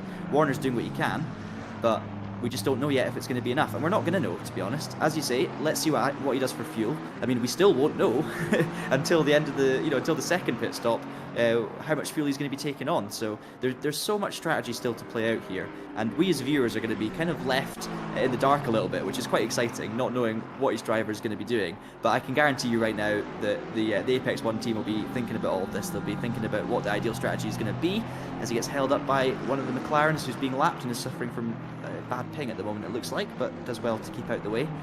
But yeah, obviously you can change your strategy as you go here. So Warner will be playing around with this pit stop menu, changing the amount of fuel, just trying to work it out exactly as to what's going to be best. But it's not going to be until the last hour where we really see how things are going to unfold. What do you reckon to the thought that Elvin Smith might change tyres at every stop here? Because it's quite clear that he has done on this most recent stop. He's overtaking everybody, he's really quick, but he also came in after about a quarter of this race, which suggests to me, over the 4 stints, he might fancy some new tyres every time. I mean, is that just going to lose him too much time, or is that even viable around a big Grand Prix circuit with some pretty long corners like Silverstone? Well, I have to say, unless anything major's changed on ACC in these situations, taking new tyres is pretty much a given on every stop, because you've got to wait 30 seconds for the fuel anyway, and you can do a tyre change within that time. So unless there's been a change that I'm unaware of with this particular series, and if that's the case, I do apologise, but I do think that drivers as a regular thing on ACC will be taking new tyres at pretty much every opportunity, unless they're doing a really short stop. But all these drivers can't do a short stop. They've got to take on the fuel, and it's going to be a minimum of 30 seconds. So I think we'll see pretty much every driver take new tyres at every stop, if I'm not mistaken there. As we see, Erdmann puts the nose down the inside of the 28, and tell you what, it worked, because he scared him out of the apex, scared him away, and Erdmann's going to have the overlap, which leads to the inside line through here, and the 28 runs wide, trying to stay out the way. That's Cosford, of course, who had an early pit stop, but Erdmann's going to get that move done and take P12. Yeah, so Erdmann through. He's also made a stop as Urban, and in fact those who haven't stopped yet are starting to be in the minority, with 50 minutes nearly gone in this one. Chris Warner still out front by quite some way. 8.5 seconds to Luciano Wittmann, who's in second position. That's Martin Klaassen in third, followed by Paulik and then Van Veen to round out the top 5. But the top 6 are those who haven't stopped yet, along with Brian Woodrow, who's come from the back, and Thomas Holland as well from 11th position in the Porsche. So those are the 8-9 drivers we're waiting for in the pit lane at the moment, and theoretically they can go a bit further on fuel as well. See, I was thinking in terms of strategy here that maybe you'd want to just change tyres once over the course of this race, and maybe not 3 times, but just once. Sort of if you try and get to the middle of the race-ish, then come in for a full fuel tank and a set of tyres, and then do a couple of shorter fuels through the other stops. But there's so many different ways of getting to the end of this race. There's so many different ways of doing the strategy here. It just makes it so interesting, and now we've got the field all over the place really. Now that we're 50 minutes in, everyone's set on their strategies, and they're sort of racing their own race at this point. There's a lot less big trains that we saw from the early point. Yeah, just to come back to something I was talking about earlier, the 25 and the 26 Mercedes up in 3rd and 4th, so that's Klaassen and Paulik. Now they are running legitimately 4th and 5th in this race once Elvin makes his way up to the front. All these guys were ahead of Mashkovsky, who's the 2nd place car, who's made 2 stops at the moment. And I was kind of saying, the 3 cars in front just have a bit too much pace, and I can't see this Mercedes lifting themselves further up the standings. But one thing I should point out as well is that these guys are leading the AM competition. So even though they're sitting 4th and 5th overall, and maybe will struggle to make progress from there, they're sitting 1st and 2nd in their respective championship standings, and that's what really matters to them. So we really do have a fantastic race on our hands for the AM battle, because 1 second splitting 1st and 2nd for the whole stint. They are teammates or pseudo teammates, but come the end of it, I think they'll get the gloves off. As we see Mashkovsky making his way past De Lange, who's on the recovery run, still having a good job as well. But these These are two AMs, and both some of the quickest in the field, has to be said. And Maszkowski continues his charge up through the field, despite, you know, essentially being on the same tyre and fuel strategy as these other guys. So even though it says he's only got 2 stops to make, and that's true, you know, he's been on it since his lap 1 stop, and that is him genuinely taking the position from De Lange. So it's been very impressive. Well, that's what I mean. I think he's going to go as long as he can on this tank of fuel, then change tyres, put a full tank in, and then just do a splash at the end. Maybe half a tank, or maybe you split up the remainder of the race into 2 and do 2 tyre changes. There's even on his strategy here, even though he's made 1 stop already, there's still different ways to try and cut this one. As Stephen Bain tried to head down the inside of Manders, these two have both stopped so far, and so has Seiko just in behind. So this is a good fight, but penalties have been served back here. This is why the midfield is sort of all over the place, and there's been a lot of position changes, not least because of fuel and tyres like we've been speaking about, but because of penalties as well. But Stephen Bain has made up one of those places now, and he's back to 13th. Yeah, good racing from Stephen, ahead of one of the owned teammates there in Manders, but they're going to head now through Abbey. Very, very tricky corner. You're in qualifying, you're pretty much flat out there, just a little feather on the way in. But as the stint goes on, your tyres get more worn. You do have to just be that little bit more careful, and the understeer kicks in. But these guys seem to have everything under control. Of course, reasonably new tyres, having just made their first stop. As we reach the, we're getting close now to the first hour of this race. 55 minutes or so, slightly more than that. My maths is pretty terrible on the fly, but we're getting there towards that first hour, and of course that means that anyone who's not stopped yet will have to stop reasonably soon. We can expect stint lengths maximum to be around about an hour and 10 or 15 minutes. That's how much fuel these cars can take with 1 tank if it was filled at the start. So do expect the top 5 in this race, everyone ahead of Elvin Smith, to be peeling into the pits within the next 10 minutes or so. Yeah, looks like it. Of course, can't forget about Brian Woodrow, who's actually behind Smith and Maszkowski already, but will also be making a pit stop very soon, because they will be legitimately running out of fuel. De Lange's solving that problem right now. Meanwhile, is that Seiko looking to the inside towards Magnus and Beckett's there, just behind Manders. And, this is an all-pro battle, of course, and it will now be for 12th place, given the fact they've just overtaken Lange. So Stephen Bain's getting away from them. He's driving well at the moment and driving better than those two behind. Certainly Manders on the defensive for the 2nd lap in a row, but the Aston Martin has enough on the straight here to hang on to position in 13th place. So Manders doing well. Finn got a little lucky there as well. I don't know if you noticed, he had a slight moment on the exit of Beckett's, ran across the grass beyond the curb heading through Chapel, but thankfully, because the two behind him were side by side almost on the way in, he had that little bit of breathing room, so managed to get away with it, and will continue to charge. He's got 7 seconds to the car in front in Van Veen, as we see Seiko discovering a new part of Silverstone that he might not be familiar with. Always learning as these drivers do more and more laps in this race, but he's going to continue to fill the mirrors of Manders ahead as they now head into one of the most frustrating sections of circuit in the world. I don't know what you think of driving this part of Silverstone, Ewan. I mean, it's great for racing, but it just, no matter what you do through the village and the loop, you just feel like you should have done it better. There seems to be no ideal line. That's quite brutal. I don't mind this part of the circuit, I've got to say. I don't mind any of this circuit, especially since the redo. I'd sooner have this over the old version, I've got to be honest. I know it's a bit of an unpopular opinion, but I'd much rather have this version, I've got to say. With the fast-flowing Abbey and Farm, good overtaking chances at Village in the loop. Sort of a challenging flat-out corner at Aintree where you've got to get the line right. Yeah, I enjoyed the new section, especially compared to the old one. But it's I can understand why. It's a bit stop-start towards that point, and it's a bit out of character with the rest of the circuit, to be honest. I know there's that chicane at Vale, isn't there? But the rest of the circuit, right the way from Luffield, even from Aintree, all the way right round to that chicane, it's all fast and flowing corners from there on in, isn't it? It's very different to Village in the Loop, which are a very stop-start. Well, I can tell you exactly why I don't think Village in the Loop is, because I'm rubbish at it. just cannot get my head around it. Slow corners and so because the rest of it just flows beautifully. But it is a great circuit for racing, it has to be said. And the new layout is hugely improved on-track action. You know, as a spectator, it's superb. You get, as I was saying earlier, you get into such a rhythm on this place when you're running well, and you can just pick your way through cars, and you can, you know, really dance around the circuit, and you just get into this kind of different level almost where it just feels stunning to drive. So yeah, I'm a really big fan of it. But we see De Lange now closing in the back. We're back to Seiko as well, who remains on the back of Manders. So plenty of battles throughout the field now going on. Of course, this early doors in the second stint, so it's going to be a compromise for these drivers. Do you push hard and overheat the tyres and try and make up track position, or do you just try and hold back a little bit and manage those temperatures, manage those pressures as well?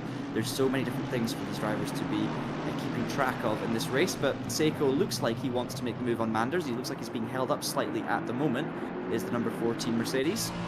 And in terms of the car choices, I think we're still looking at Aston Martin and Mercedes domination here, Ewan. I think the top driver not in one of those two manufacturers is Draper in 18th in the McLaren. So it looks like, once again, the Aston and the Merc are the strong picks. Obviously BOP in their favour around Silverstone, but they were also really, really strong at Oulton Park as well.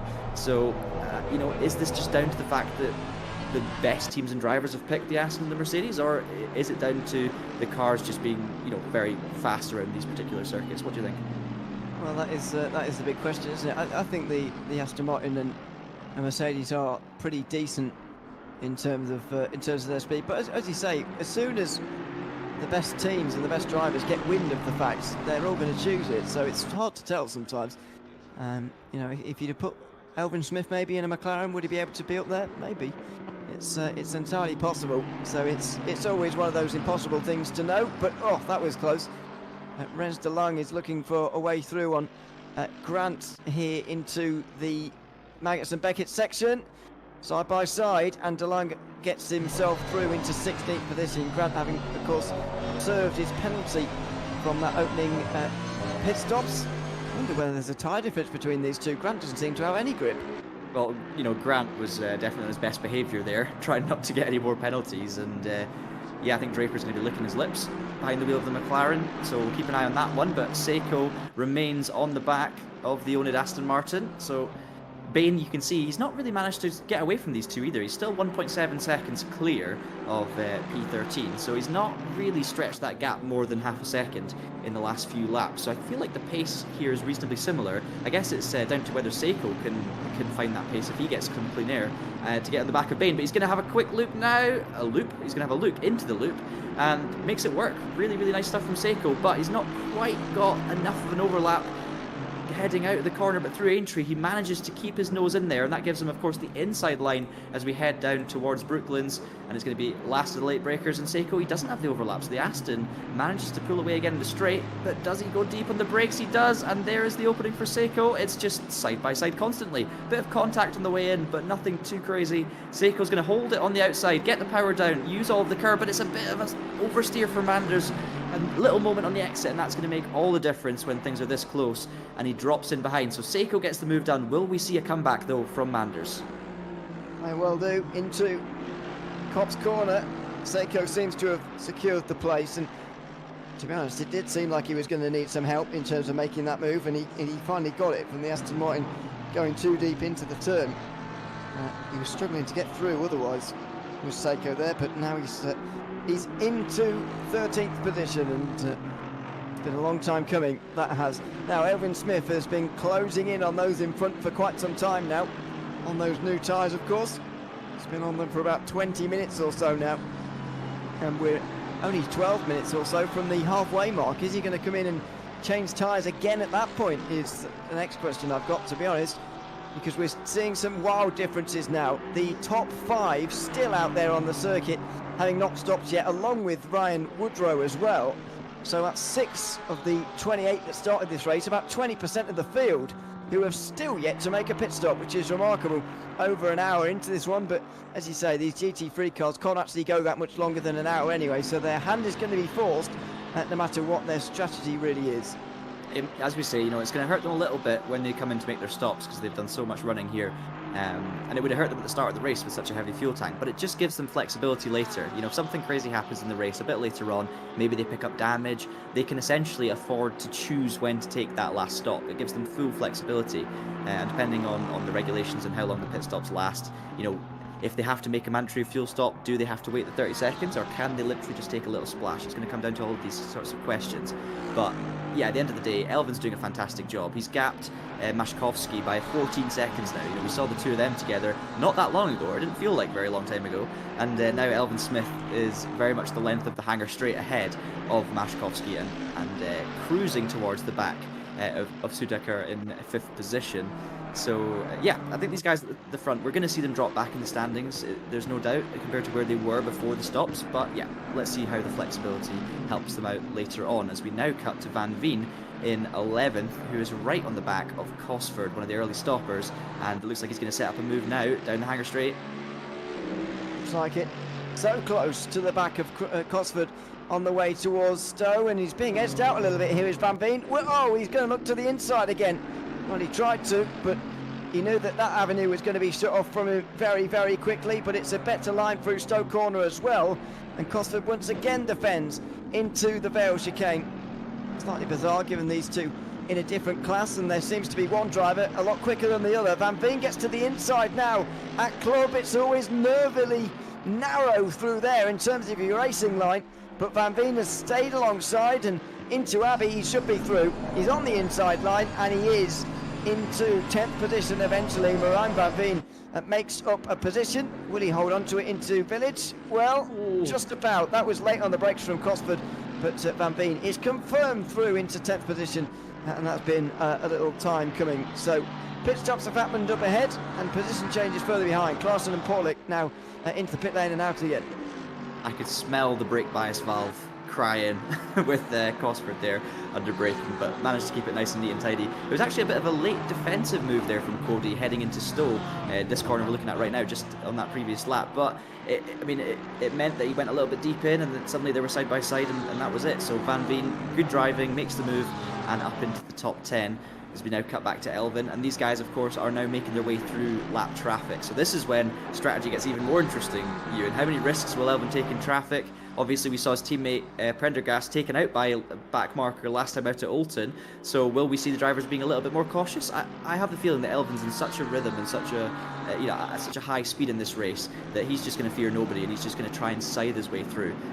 But let's keep an eye and see as we. Yeah, there's a nice move straight down the inside, and fair play to number 7. That's Thomas Holland getting out the way nicely. But yeah, let's see how they treat the traffic.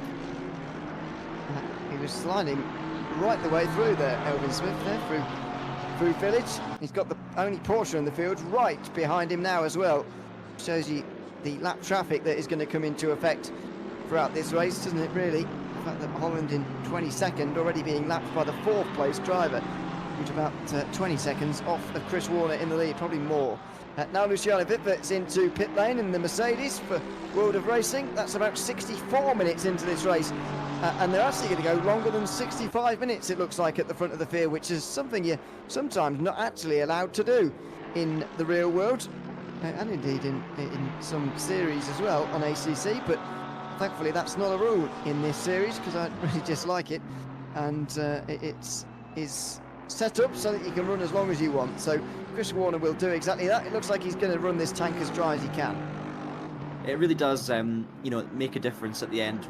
If there are no regulations on when to stop, then obviously it means that some cars can stretch their stints longer just by having a bigger fuel tank, and it creates a bit of imbalance there in the results. So I can see why in the real world they apply those rules at times.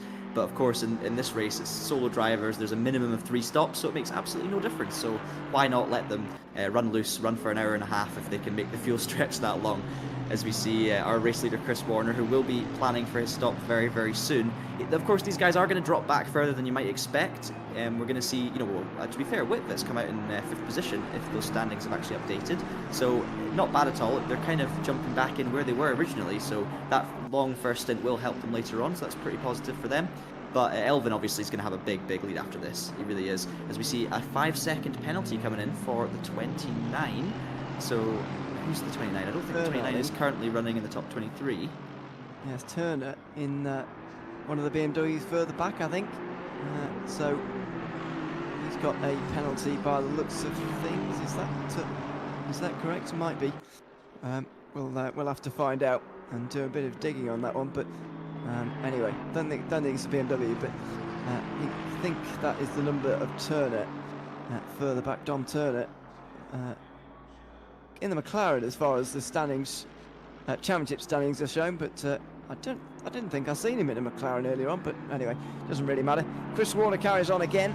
And that's 66 minutes out there on the circuit, and actually Sudakar would have been a nice moment for him to come in as far as Elvin Smith is concerned, because now there's only 1.2 seconds separating them for second position. Maybe Smith is going to be held up by another driver as he has to make another overtake. Yeah, and it's going to be down to Elvin to take his time with this one, because Sudakar, of course, will be hanging on for dear life on these tyres by now. Interesting, Warner's pace is really not bad. He's still doing low 59s, which after an hour and 5 minutes of driving is good pace to be having in that Aston Martin. He's not dropped below the 2-minute mark. At this point, I'd probably be doing about 2:10s on my tyres, screaming for help. So it's impressive from Warner, but of course Elvin in this race, he's been doing 57s and 58s. So he's just got that little edge, doesn't he? And you can see how much he's closed the gap already on Sudakar, heading into Vale, getting right up to the back of that Mercedes. And I think Sudakar's going to be pitting in the next few laps, probably the same for Warner as well. Also, we saw Woodrow making his pit stop, the man who started from the pit lane, of course, and he's come out in 15th position, having done a long first stint. So you have to say, Woodrow's bringing himself back into this race a little bit, but still a long way away from his starting position, which was well inside the top 10.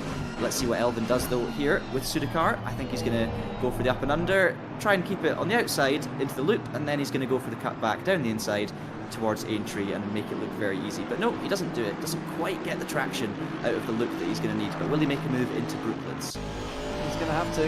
It's down the Wellington straight where he's going to gain his speed, but Sudakar wants to make this as difficult as possible.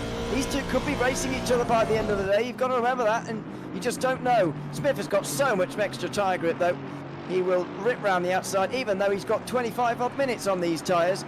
He is still a lot fresher on those than Sudakar is, who is about 30 to 40 minutes older on those tyres at this stage. And even despite his lower fuel load, he seems to be struggling.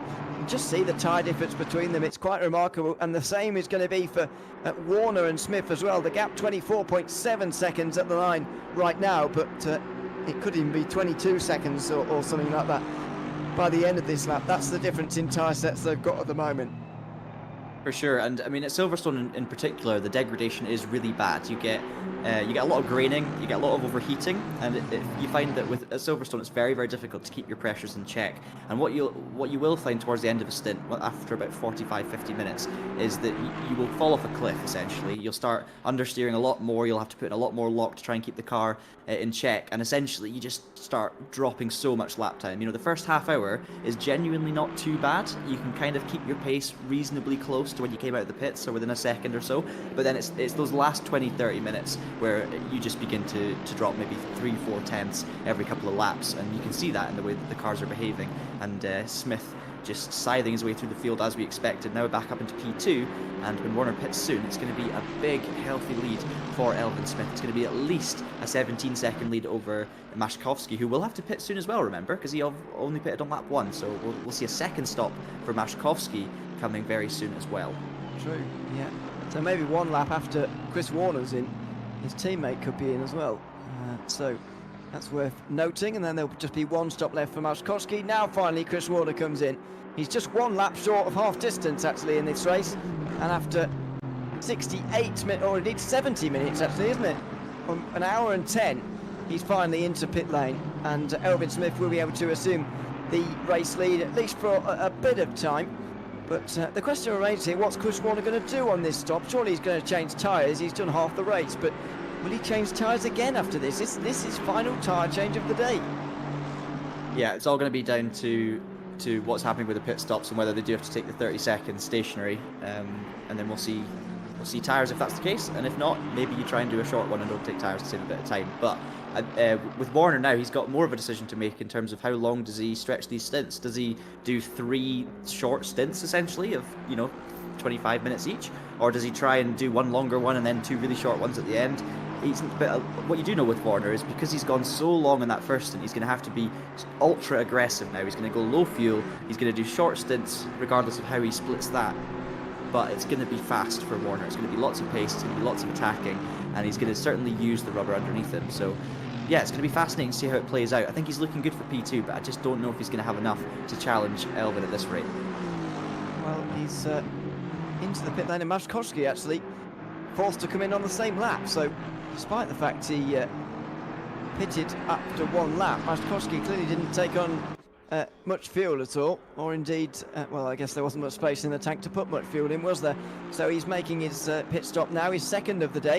It means he's got still one more to go, but Elvin Smith is still absolutely flying. He's looking to overtake. Oh, one of the McLarens now that jumps in front of him. I'm not sure whether that McLaren was trying to get out of his way sort of intensely there, or what that, or whether it got into a bit of a slide there. It was Lou Mack at the wheel, but that could have been a worse moment for Elvin Smith. He's negotiated it well though, and he leads the race. Now Ryan Woodrow is in the field looking for 12th here, trying to get past Nick Manders, but he's not able to do it into this particular corner. You'll have to wait for a little bit later on. Both of these drivers have also made just one stop so far. Woodrow's fastest lap is 57.9 as well, and it was on the last lap, so he's flying at the moment, is Woodrow, one of the fastest cars on track, surely, with pace in that region. But he's been on the charge since the start of this one, hasn't he? He's obviously really unfortunate to have to start from the pit lane. Never great, but I'm sure he'll be enjoying his fight through the field, and that's a superb exit. So now he's going to look for the inside, or is he? No, because Manders defends along the inside. Woodrow's going to go late in the brakes. Manders goes even later, and it's actually kind of stopped Woodrow from getting a proper cutback. But I'll tell you what, it hasn't stopped him at all. I'll eat my words, because Woodrow now fires down the inside. Nothing Nick Manders can do, and Woodrow's up into a very legitimate and exciting P12. And we'll see him inside the top 10 before too long. I'm very confident of that. Yeah, he's made great progress, has Woodrow, after having a bit of a disaster off of the start. Haven't quite got to the bottom of what happened to him on the grid yet, but that's the kind of thing that will come to fruition after the race. James Draper is looking for his way past Grant at the moment for 16th place, but this is going to be a difficult one to execute as well. Interestingly, Paulik is into the pit lane as well, just on halfway. We've seen Klaassen in for a second stop too. So World of Racing, are doing something a little bit different here. We're expecting Maszkowski to come in again because he kind of needed to. But for Klaassen and Paulik to have been in twice, not quite expecting that, I've got to say. I wonder what they're up to. So I wonder if that is genuinely just, getting rid of a pit stop. Not, instead of doing the minimum of 3 stops with 4 full stints, it is just doing one very, very short stop to use one up. So it's like you were saying before, maybe just a couple of seconds of a splash and back out you go. So essentially turning it into a 2-stop race, but of course you still have the pain of driving down the pit lane slowly, stopping and going again. So it's a brave call from these guys, but it could certainly pay off in the long run. We'll have to wait and see. And the World of Racing cars are nose to tail now. Paulik is a long way ahead of Klaassen as well, which is interesting, despite the fact they were running nose to tail not so long ago. So there's clearly been some disparity here. We've got an hour and 10 remaining in the race. It looks like this one will finish around 4:10 in sim. No worries about darkness on this occasion. It was getting a little bit gloomy towards the end at Oulton Park, I've got to say, but we didn't have any threat of darkness. Remains to be seen whether we'll have any dark running here in this championship this season. It would be a surprise, because there's not very much dark running in the British GT in real life, so I wouldn't expect there to be so much here either, but we'll wait and see what happens there. Now, Jack Draper down the inside of Grant there. What was that all about? Into the Stowe corner. James Draper, James Draper trying to get through to 15th place. Didn't see the start of that, but he looked all crossed up on the curb there. Certainly did. Not the first time we've seen that McLaren crossed up in the braking zones as well. So it seems to be quite front bias on the brake bias there. It's a tricky car, the McLaren. So much about weight distribution and balance through the corners. It requires a unique style compared to some of the more regular layouts of the Aston Martin and the Mercedes, for example, with the engine in the front. They drive a little bit more like you'd expect a kind of standard GT3 car to drive, whereas the McLaren, you've really got to use the momentum, rotate the car well, and it can be tricky at times. And under braking, you definitely got to have it on the nose. You use the brake bias to get the car turned in well. At it looks like Draper's gone for a bit of an aggressive setup based on the car behaviour. As we see more pit stops, so Woodrow's in again, Seiko's in, we've actually seen Whitvet in for his second stop as well, so what we're definitely looking at this stage is drivers turning this race into a two-stop race and just doing one very brief splash and dash to take down the thing. So you're absolutely right that we might be seeing drivers only taking a couple of sets of tyres throughout the whole race. But what that means as well is Warner could be doing the same thing. So even though Smith has a big lead, he's almost a full pit stop at the moment ahead of Warner, and I think he's definitely a favourite. Warner could be making a lot of time back later in the race if he's also kind of going to stretch out 3 stints rather than doing 4 shorter ones. So interesting elements of strategy coming into play here. Bit of a bold move from certain drivers, but we've seen more than one of them do it now, so there's clearly some merit in it. They will have done the research. It certainly will. And we're just getting a note from Steve Bradley, actually, our producer, this afternoon, that maybe James Draper, big save, that maybe Elvin Smith will even have a pit stop gap by the time he next pits, and that could be true, especially depending on how much fuel / tyres he takes on during it. But that was a big save from James Draper, I think it's fair to say. He was all crossed up there. Maybe it's just a way that this McLaren is driving at the moment, because we saw it a lap ago at Stowe Corner. Well, you can't blame the brakes for that one at least, but what you probably can blame would be the curb. The McLaren, a negative trait of the McLaren for sure is it just does not ride the curbs well at all. You basically have to avoid them. It costs you a lot of lap time around circuits like Oulton and Zolder, for example. And coming out of there's a big curb on the inside. I'm not saying that's exactly what happened. You could have lost the rear on the exit curb instead at Chapel, but it's very normal for the McLaren to get heavily unsettled if you're taking a bit too much curb, and it looked like that's what happened to Draper there on the exit. But he's having fun, we have to say. He's getting the car sideways, involuntarily, but clearly enjoying himself out there. Yeah, and now we cross up to the battle for third position. Sudhakar has just made a pit stop, of course, the first one for him, and is on the back of Van Veen, whose pit stop was quite a long time ago. Erdmann and Paulick are in. Is that Paulick in again? So he must be filling up to the brim now. He might be in the clear of pit stops by the end of this. Wow. Okay, so even more extreme than we said then. He's literally turning this into a one-stop race with 2 very, very brief splash and dashes. So that's an incredibly interesting tactic. We've not seen Warner back in for his second stop, so I don't think he's doing that to the same extreme, unless he's doing 2 long stints first and then 2 very short stints at the end. That could be interesting, but yeah, fascinating. I think we're going to see more drivers doing the same thing. Erdmann's in the pits as well.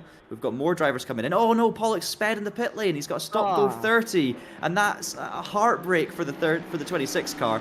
All of that effort, because obviously Pollock had just made his final stop. A stop go 30, you've got to come in and wait for 30 seconds anyway. So, he'll be absolutely devastated, Will Alexander. What a shame, but he's clearly showing something with the strategy here. Some drivers are going to treat this like a one-stop race, not even just a 2-stop race. That's such a shame for Alexander Paulick. He will be furious with himself, no doubt. One of his teammates, Sudhakar, is going to look for a way past Van Veen here for third place. On board we go. Is he late enough on the brakes here? No, Van Veen strong on the brakes. Sudhakar maybe not late enough, realistically, on the way towards Brooklands there. But now the games have really begun. We've seen the first driver making their final pit stop. It would have been so nice to see how Paulick's strategy would have unfolded in the end and unfurled towards the end of this race, but unfortunately we're never going to really find out, because that stop and go for is going to send him way back. Absolutely, yeah, devastating. And would have been a really, really good marker for where we were at with the strategy, because he's come out in P12, and that's a pretty good position considering you've got no stops to make, and a lot of people in front of you have 2 stops still to make. So, yeah, devastating news. But at the end of the day, it's what happens in the pits on ACC. And to be honest, I have a lot of sympathy with drivers who get stop go 30s on ACC, because sometimes it's not down to missing your braking point on the way into the pits. It can also be an accidental gear change, because on Assetto Corsa Competizione, to have the pit lane speed limiter active, you have to be in first gear. And what can sometimes happen is if you accidentally shift up to second on the way out, or when you're coming in, you do something slightly wrong, the pit limiter is immediately deactivated, and it can really catch you out. So I'm not saying that's what happened with the situation, but of all of the games in the Sims, it's probably the easiest to get a speeding penalty on, and the punishment is incredibly harsh. Yeah, really harsh as well, as you say, for a speeding violation. But I suppose that falls in line with real life. It would be fairly severe as well. Sudhakar looks to the inside at Abbey. Can't work his way through on this occasion, but can he work it round for Village? I'm not hopeful about this one. It's going to have to be really late on the brakes. And no, he forces Van Veen to take maybe an earlier apex than he really wanted to. And gets him to go wide at the loop, actually, which is kind of an unforced error, but even if you go wide there, cut back for a late apex, you get a good run out of the turn as well. So onto the Wellington straight they'll go, and looks like Sudakar is too far back again. I wonder where these two are going to end up by the end of the race in relation to one another, where they really are racing each other. Is this a legitimate battle for third position, or is one being held up by the other in this situation right now? Because, you know, they are fighting, probably losing time. Is it particularly worthless for either of them, or are they fighting for a legitimate position? If they do expect to be out near each other by the end, then I guess you can understand why they're battling. I think they are fighting for a legitimate position. I don't think that they'll both be as high up as they are now, because there's a few drivers behind that have made extra stops. You know, Whitvick, Klassen, these guys are all up there with them. Obviously, Pollock's going to drop down massively though, so that's going to help them a little bit. So I think these two are fighting for position with each other, but it might just be that position's not quite as lofty as we're seeing at the moment. We've got Will Paduano's made 2 stops, so he's currently in 15th, trying to fight his way past Lou Mack, who's got 2 stops still to make, and that should be fairly straightforward for Paduano. Max had a bit of a nightmare of a race, had contact in towards Cops, and speaking of contact, there's a little bit more, but this time it's Mack on the inside rather than the outside, and this time they both get through unscathed, so that's good, because, I mean, let's be honest, Paduano's not exactly had a clean race either. He's multiple incidents, been facing the wrong way a couple of times, of his own doing on one occasion, or possibly 2 occasions as well, because the stewards obviously gave a penalty for the incident we saw into Vale, as well as his first lap incident where he lost time. So yeah, been a messy race for both of these drivers, but you know, they're in the top 15. Paduano in particular, with only 1 stop to make, and the pace that he's got, we should see him, I would reckon, inside the top 10 before the end of this one. It's a massive mystery at the moment in terms of who is going to be where. I think it's fair to say. Let's have a look at a replay of side-by-side between Sudakar and Van Veen. Round the outside through Stowe corner. That's exactly how you do it. Sudakar also giving himself the inside line and the defensive line for the Vale chicane. And Van Veen wasn't quite far enough alongside to pick his nose there at the second part. So it was going to have to take something special, and it was in the end from Sudakar. The outside line at Stowe corner is a long way round, but he made it work, and now he's into the podium places. Yeah, stunning move from Sudakar. You have to be brave, you have to be committed on the outside, and it takes the driver on the inside to be a bit nervous, as we see Smith in the pit lane. So this is, of course, the second stop for Elvin. Now, he's going to come out fairly close to Warner, I would expect. We'll probably see, you know, will Elvin take new tyres? He's going to take a decent amount of fuel, but he's only got an hour to go, and he's still got a stop to make, so it's going to be 2 half-hour stints for Elvin if he's going to try and spread them out equally. But let's wait and see.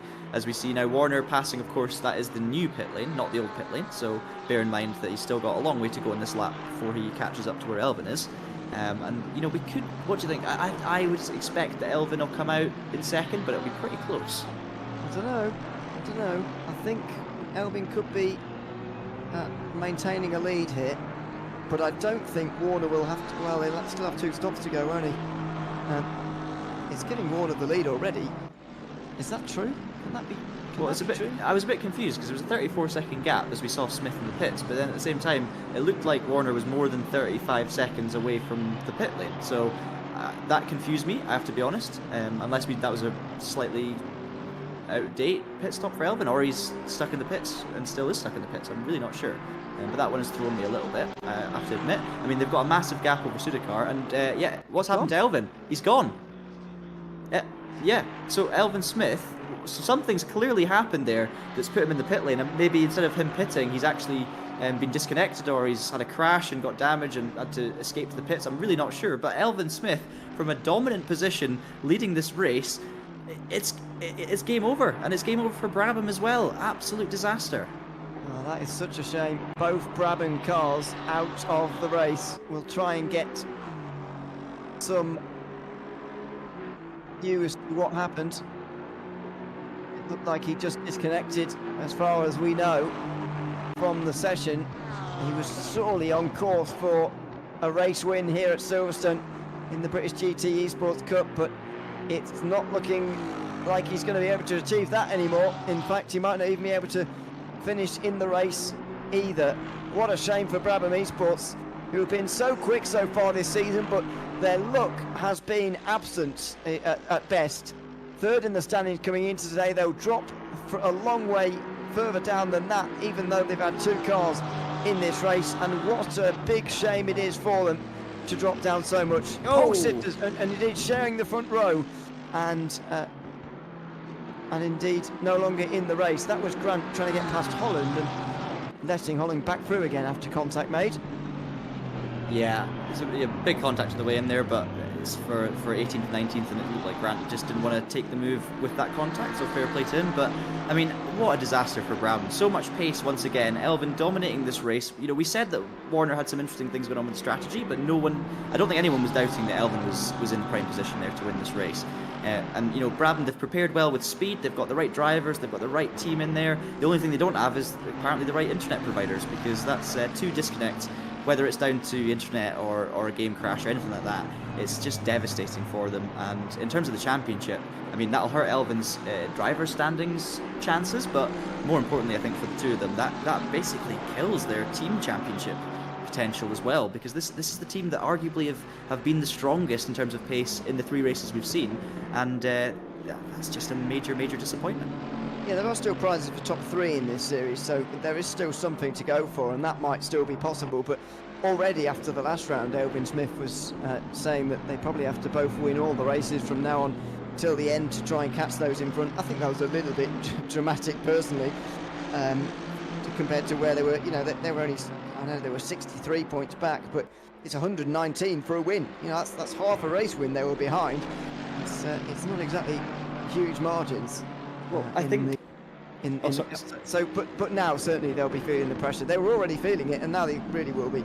Yeah, sorry about that. You know, I think what it is, you know, the reason Elvin was saying they need to win every race pretty much is the way the points structure works. It doesn't necessarily advantage, you know, outright race wins over consistency. It tends to advantage consistency. You know, you're not seeing a low amount of points scored and then the winner gets double the amount of 3rd or 4th place. You're seeing a point system that really does benefit those who can just keep it nice and clean, maybe keep it in the top 5 and finish the races. So I think with the DNF for Prendergast, that really did hurt them, because, you know, you don't gain that much over 2nd and 3rd place by winning the race. So I think what he was referring to in general was, you know, we need to go out there and basically smash it out of the park every single time if we're going to win on the road without other people having issues, and this has just killed their championship from that perspective. So yeah, devastation in the Braam camp as we see Paduano running around the outside of Cosford, but pulling back in behind as we head into Maggots and Beckett's. So this battle is going to continue to be exciting for the next few laps. I'm sure Cosford's had good pace as well in the 28, but Paduano has been on a charge, you have to say, since the start of the race. He's had a couple of incidents, but he's doing his best to make up for it, and that's a fantastic run he's now got out of the Maggots and Beckett's complex, and he's going to go to the outside Ewan as they head towards Stoke. Here we go. Paduano has been in the walls today. He's been making a lot of overtakes from up and down and up and down and up and down this field, and round the outside through Stoke Corner he's certainly on the up at the moment into 10th position, although Cosford breaks late. Paduano holds on. So 10th position now for the driver of the number 24. The SGSS Racing driver is into 10th position for Paduano. Going into the day, by the way, Paduano was 7th in the standings and 3rd in the AM standings, but Mashkowski and Clarkson the only 2 drivers ahead. Well, he's got DeLanger and Draper ahead at the moment. I would say Draper, though, is going to still stay there, given the fact he's got 2 stops still remaining to Cosford and Paduano's 1, but nevertheless, what a dramatic turn up and a change we've seen here for Braam Esports. They're going to be feeling so much pressure at the end of this race. By the way, if both of them win in Pro and Am on a single race, that's a minimum of 18 points gained in just one race. So at that stage in the season, they still had, what, 108 points to gain at the very minimum if they'd have won all of them. So, you know, they didn't need to worry quite so much after the last round, I've got to be honest. But they might need to worry now with both of them down at the back. I'm not sure how many points they're actually going to score, because it's difficult to work out how many pros and how many AMs are actually in the field. But I'm going to assume they'll lose, I mean, over 80 points to the championship, to the points leader in each, and the race winner in each class. You know, that's going to add up, isn't it? It's going to be well over 100 points that they lose today, probably over 150 that they lose as a team. That is going to really demotivate them in some ways. Hopefully they come back again, of course, for the next round at Donington Park, a 2-hour race then, of course. But a real shame to see that they're going to be set so far back by these unfortunate problems that don't seem to be their fault. Oh, for sure. Yeah, absolutely. I mean, one thing I would say is Elvin in particular still has a chance in the driver's standings to make a mark. You know, Elvin went into this round leading comfortably in pro. You know, he was 28 points ahead, or 27 points ahead, I should say, of... oh no, sorry, that's actually ahead of third place. I'm talking nonsense. Chris Warner was only 9 points behind Elvin in the pro battle, and obviously Chris is in the lead at the moment. So yes, it's going to be very painful for Elvin, but with the pace he's shown so far, I can see him going on a bit of a run for the rest of the season. And if nothing goes wrong, he's clearly going to be at least in contention for wins every single time. But we've only got 5 races to go here, and you know, even if someone like Chris Warner has a bit of a safe race, maybe a bad race, and finishes 7th or 8th overall, it's still likely that he's going to be maybe 5th or 4th in the class, and will still score therefore points for that position. So Chris is in a fantastic position now for the championship going forward. But Elvin's still going to have to believe that it's possible to come back from where he is. Looking at the gaps as well, we've got Sudakar second at the moment, 37 seconds behind Warner, and that's legitimate. These guys have both pitted once. Then you've got Van Veen in third place, again 2 seconds behind Sudakar, and also only pitting once so far, so they are legitimate. But then we have, of course, in fourth place our AM leader Mashkovsky, who was the first person to make a pit stop on lap 1. So yes, it does show him as the leader of the people that have only got 1 stop still to make, but he's off sequence with everyone else. So even though I'd say he's probably in a legitimate position inside the top 5, he's maybe going to have a slightly tougher end to this race. But you have to say, for Mashkovsky, of course, he's gone into this round due in joint lead of the overall championship and leading the AM, of course. It looks like it's going to be a fantastic recovery from a bit of a disaster at the start. Yeah, and Apex One really taking the initiative now in the team standings by the looks of things. Both of their drivers currently leading the race, and they are the points leaders in the team standings at the moment. So very, very strong and good start to the season for Krzysztof Maszkowski and Chris Warner at the front of the field. Now into Brooklands goes Maszkowski. He's trying to close in on Braam Van Veen actually for third position. He's still yet to make 2 stops in this race. Not really sure what Van Veen is doing. I think Sudakar and Warner are going to run quite long here, but with regards to what Van Veen is doing, I'm not entirely sure. We're starting to see at the back of the field as well, some drivers get that green box next to their number. That suggests that they've done all of their 3 mandatory pit stops today, and they will not have to take another trip down pit lane. And with 50 minutes to go, they will have the fuel on board to get to the end as well. That's the important part. You've got to make 4 stops, for goodness sake, in a race only 2.4 hours long. There is Alexander Porlik, the first of them for World of Racing. He's down in 16th though. Goodness knows where he would be without his stop and go 30 seconds for speeding in the pit lane in his final stop. Yeah, I have to say, I've seen a lot of races on ACC, a lot of long endurance races, and I don't think I've ever seen a race with quite as high a percentage of stops versus the length of the race, if that makes any sense. So it definitely plays into the hands of those who love a bit of strategy and love thinking about it. And you know, with Maszkowski, for example, I was thinking, oh, he's maybe damaged his tyres or picked up a little bit of car damage from that first lap incident. As we see, speaking of a little bit of contact and damage, good save from Seiko there in 14th to hold on to that Merc. He was down the inside of Lou Mack in P13, and a bit more contact for Lou Mack. I think that's the 4th time we've seen him make contact in the last hour or so, but survives to live another day. But yeah, just coming back to that, Maszkowski, I wonder then, instead of it being a reactive pit stop to his incident on lap 1, if that was always the plan. You know, we said at the start, you want clean running and track position, you want clean air to make the most of your tyre and fuel strategy, and maybe he's done the same thing as we've seen a lot of the top guys doing, like Whitford and Klassen, where they're just basically getting rid of all their stops in the middle of the race. Maybe Maszkowski was thinking, well, I'll get rid of one of my stops at the start of the race, because then I'm going to have a completely clean run at it when everyone else is in a big train. I mean, it could be just a really clever strategic move from Maszkowski rather than a reactive one. True, but I do feel like if he hadn't have had those problems on the opening lap, he might well have stayed out for a bit longer. It's difficult to know.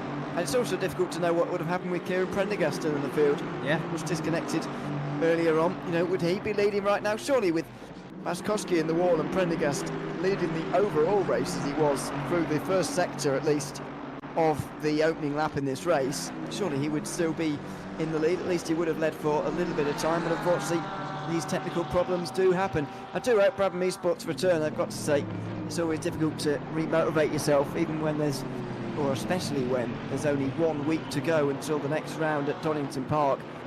But I really hope, as I say, they remotivate themselves, they get ready again, and they rejoin us again in 1 week's time. As battles continue here, Mack ahead of Manders. Lou Mack actually with 5 seconds worth of a penalty, of course. That was the most recently judged penalty for contact with the number 21 car. That is Max Farrell in the Aston Martin. Well, he's battling another Aston Martin right now, and Manders, is looking to get himself down the inside here. Pretty tentatively so into Brooklands, but he's got that extra grip on the inside, and he's up to 14th place. Yeah, Lou Mack leaving the space there sensibly on the inside line, as we now see Thomas Holland in 22nd, the second of our drivers to have made all their stops, keeping it nice and wide to avoid any risk of contact through Copse with Davies in the BMW, but Davies hangs on, of course, to the position as we now head into Maggots and Beckett's.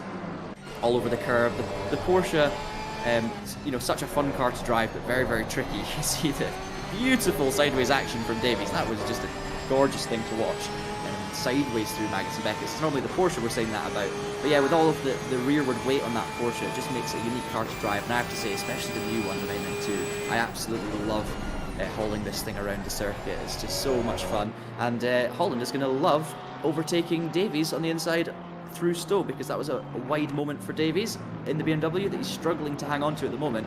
And there you go, Holland makes the move, gets the position up into P21, and will continue to try and catch the cars ahead. Yeah, so through into 21st now ahead of Davies, who still has 1 stop remaining in the race. In fact, all of those below 15th still have only 1 stop. Chris Warner still has 2, but we're wondering what he's going to do with those pit stops. He actually went 70 minutes off of the start of this race, so if there were no mandatory pit stops here, he'd need about 2 laps of fuel, probably, maybe 3 to be on the safe side. But that's not the equation here. He's got 2 stops remaining. Does he take any more tyres from this point? Will he sort of split this final 75 minutes in half and do a tyre change in the middle, and then a 1 litre fuel fill, if you like, 1 lap fuel fill somewhere else? Or will he split it into thirds and not change tyres at all to save a bit of time? There's the conundrum that you've got to work out, and maybe our first answer has already passed, because he has been on these tyres now and this tank of fuel for 20 minutes. Yeah, so he's definitely, if he's going to do a splash and dash type thing, it's not happening in the middle of the race, it's going to happen at the end of his race, but we won't know until we obviously see how it plays out. He's doing 59s at the moment. On the last lap at least was a 59.1, so again, steady pace from Warner, not too spectacular this far into the stint, but not too bad either. And I actually think his biggest threat in this race now is probably his teammate, Maszkowski, to be honest. I think Apex 1 are looking very sweet here for potentially a double win, a win in AM and a win in Pro, as well as of course, the overall 1-2 as well, because Maszkowski, he's making his way back into the race strategy-wise. He's got 1 stop still to make. Warner, obviously, I think it's likely that he's going to take at least 1 stop as a kind of splash and dash, no tyre thing. Depends, I guess, whether he's going to do both of them like that. We'll see how long he goes in this stint, but it's looking really good for Warner either way. Maszkowski's about 39, 40, something like that, seconds behind. And that, of course, allows Warner plenty of time to make a little splash should he need one. So it's looking fantastic for him, but more importantly, it's looking superb for our current team standings leaders, Apex 1. Yeah, looking really good for them indeed. Going to extend the margin on World of Racing first of all, with Klaassen second in AM, but still losing those 9 points to Maszkowski. But more importantly, with Woodrow down the field in Pro, that's quite a lot of positions to lose in relation to Warner. He's down in 7th at the moment, losing 51 points to Chris Warner. That is a lot of points to lose in one day. There is Ryan Woodrow, but I mean, it's hard to be too harsh on him, isn't it, really? He's right on the back of Bain right now, by the way, which might gain him another 8 points, but nevertheless, a lot of points to lose. Damage limitation has been done well, though, by Woodrow. The second in the standings, team standings going into today, and he had to start from the very back, so I don't think he can level any criticism at him, really. Yeah, 100%. He's been a good recovery. He's clearly had good pace, not necessarily race-winning pace, but definitely, you know, top 8 pace, I would say. And we could still see him finish in the top 8 overall. I think the issue for Woodrow now is once he gets past Bain, which it very much looks like he will be doing, there's a lot of AMs, you know, coming up rather than pro drivers. So he could make another 5 positions overall after this one and only actually gain 1 position in terms of the standings. So it's going to be a good recovery from Ryan if he can keep this up, but he's not necessarily going to score the points that he would have hoped. I think if his race had gone a different way, if he hadn't started from the pits, he'd be hoping to be up with the likes of Whitfitt and Van Veen at the moment, fighting for that top 5. So yeah, it's going to be frustrating for him, but I'm sure he'll be enjoying just surging his way through and trying to pick off as many as he can. And of course, 42 minutes, it's still a long way to go. Let's not forget, this is still more than 2/3 of the Olsen race, for example, and we saw how much happened in that in just the last 10 minutes, so plenty of time for things to keep on happening here. Look at this, Manders is very fast off of Vale there, or Club, excuse me, and into... Oh, goodness me, that was never going to work. The line there, far too narrow into Abbey, and Nick Manders goes around. He's going to have to get off the racing line quickly here, and he does. Thankfully, he'll get back off the road again, but that was so narrow. The angle he was coming in at there was just never going to work, and there was side-to-side contact with Seiko that I think everyone could see coming. I was just about to say, yeah, I think we saw that one coming a long way back, but it all depends, I guess, on reflection watching the replay as to how much of his car he had alongside him. I think it was a phenomenal exit from the corner, as you commented on, you, and it's not really an overtaking spot unless you're fully alongside, or at least a long way alongside, and I just don't know how the positioning was exactly going into the corner, so I think that's one for the stewards, and we'll hopefully get a replay of it. But certainly no care taken by Seiko in terms of defending that position. Here we are going to see the replay now, so you can see the run he gets, fantastic. Pulls to the inside, does he? He's got a little bit of an overlap, not huge. And then, yeah, that's a tricky one. I mean, Seiko did not leave him room in the inside, and I would argue that the Aston was pretty much fully alongside. And but the contact didn't happen right on the apex. There was a little bit of a gap as well. So it's one of those ones that I can understand it being difficult to judge, but for sure, both drivers could have done something differently to avoid that. Exactly. I mean, just look at the trajectory on that replay there of the Aston Martin. The trajectory was going so narrow and so narrow to the inside, or so understeering so far away from the inside of the corner that he was always just going to drive straight into the side of the Mercedes. So while he was a long way alongside, yes, he can't just take the racing line for the outside of the corner. He's got to leave room on the outside, and the way he was going, I don't think he would have been able to do that, even if he did get afforded a little bit more room by Seiko. But nevertheless, we'll let the stewards decide that one. 10 seconds worth of a penalty, by the way, has been given to Kometo in the number 10 for contact with the number 13 car in the field, and that's Van Veen. They're nowhere near each other. That must have been the lapping incident that Kometo has fallen afoul of, and when you're a lap car, you especially don't want to be spinning someone on the lead lap. No, that's very true, and it'll be interesting to see if anyone caught what happened there, but we'll possibly have to wait until after the race to find out. But clearly not great from Kometo, because a 10-second penalty is not the minimum penalty that can be assigned for contact, so it must have been a fairly reasonable issue. But he'll continue on. He's 23 seconds ahead of Farrell at the moment anyway, so it's not really going to cost him any positions. It might cost him a chance at Grant up ahead in the other Aston. As we have a look now at Woodrow, a man we've talked about a few times recently. We didn't mention him at all, did we, in the first 40 minutes, because we didn't even know he was in the race, and that is how to get a mention. Good save, by the way, from Ryan, but he bails out big time across the grass. He's just going to have to be careful in the rejoin, but I think he will, and he'll lift off to fight another day. But yeah, we didn't talk about him early on in the race, but he's certainly stolen some headlines a bit later on, and it's been a good recovery. As I said earlier, and you just referenced it there, I didn't even know he was in the race, so fair play to him. He's done a good job, and he's back out there on the circuit again now, despite a very shaky moment through the final couple of corners there. That wasn't nice at all. But he's 12th, looking for 6th place in the class is what he really wants here, but the gap is now then quarter of a minute, no, over 20 seconds in fact, to Erdmann, the next position in Pro. And Woodrow might be viewing this now in the final 40 minutes. Is this the last position in my class that I can reasonably achieve here? I know that Van Veen, Sudakar and Warner have got 2 stops to go, but even so, it's going to be difficult to catch them. As he heads through, yeah, so it wasn't over the curb he lost it was actually on turn, and it was the weight transfer and the change of direction. And it's not the first time we've seen a Mercedes do something like that today. You know, we saw a couple of incidents earlier on heading into Abbey, for example. We saw De Lange have a massive moment there, and we saw another Mercedes as well. I can't quite remember who. We've seen at least 2 Mercedes have big moments heading into Abbey and on the weight transfer, the turn into the corner, and that was a third moment of a similar nature. I think the Aston in front might have been taking away some of the air as well, so maybe affecting the downforce. But yeah, a lot of these new Mercedes, a lot of these top guys tend to set them up very aggressively to allow the car to get the nose in and kind of utilise its characteristics. But clearly, they're not the easiest things to keep in a straight line. It was a good save at the end of the day. It was. At least he's still pointing the right way. Chris Warner is still leading the race after 53 laps this afternoon.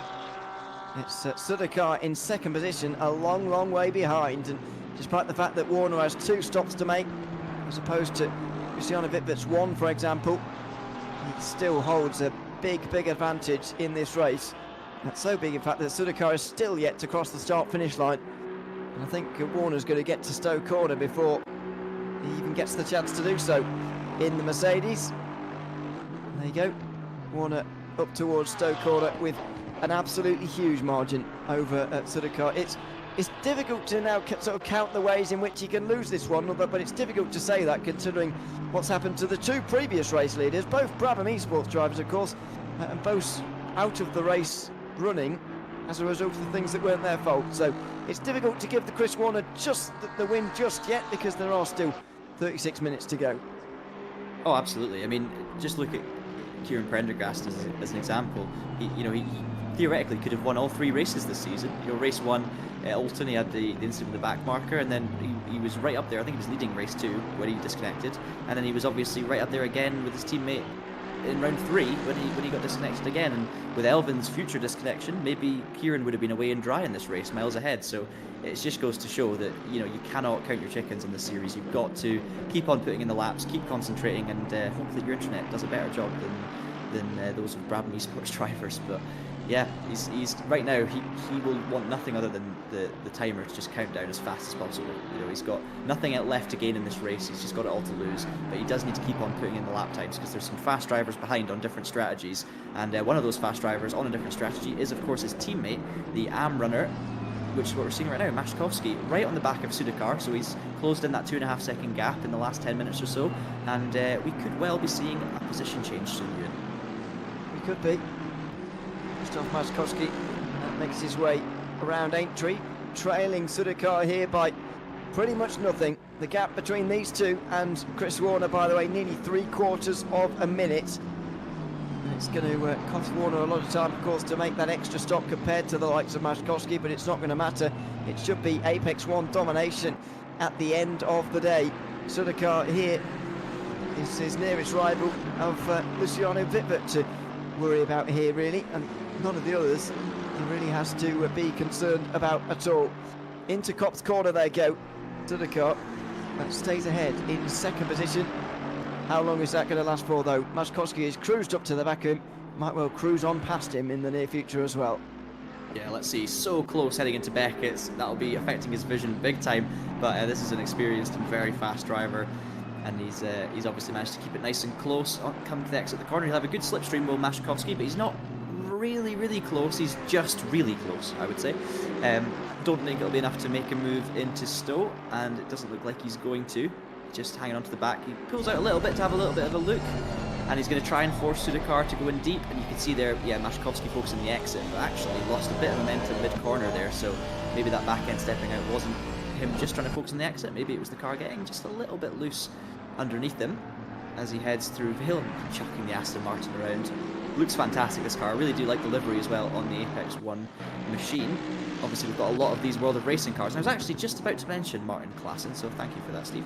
I think I kind of feel sorry for Martin Klassen and a little bit for Whitbit as well. These two World of Racing Mercedes have both been having a really, really great race, but it's been so quiet. They've barely been on screen, and yeah, they're just not getting much appreciation and screen time because it's been fairly straightforward. But it's going to be another strong result for the team.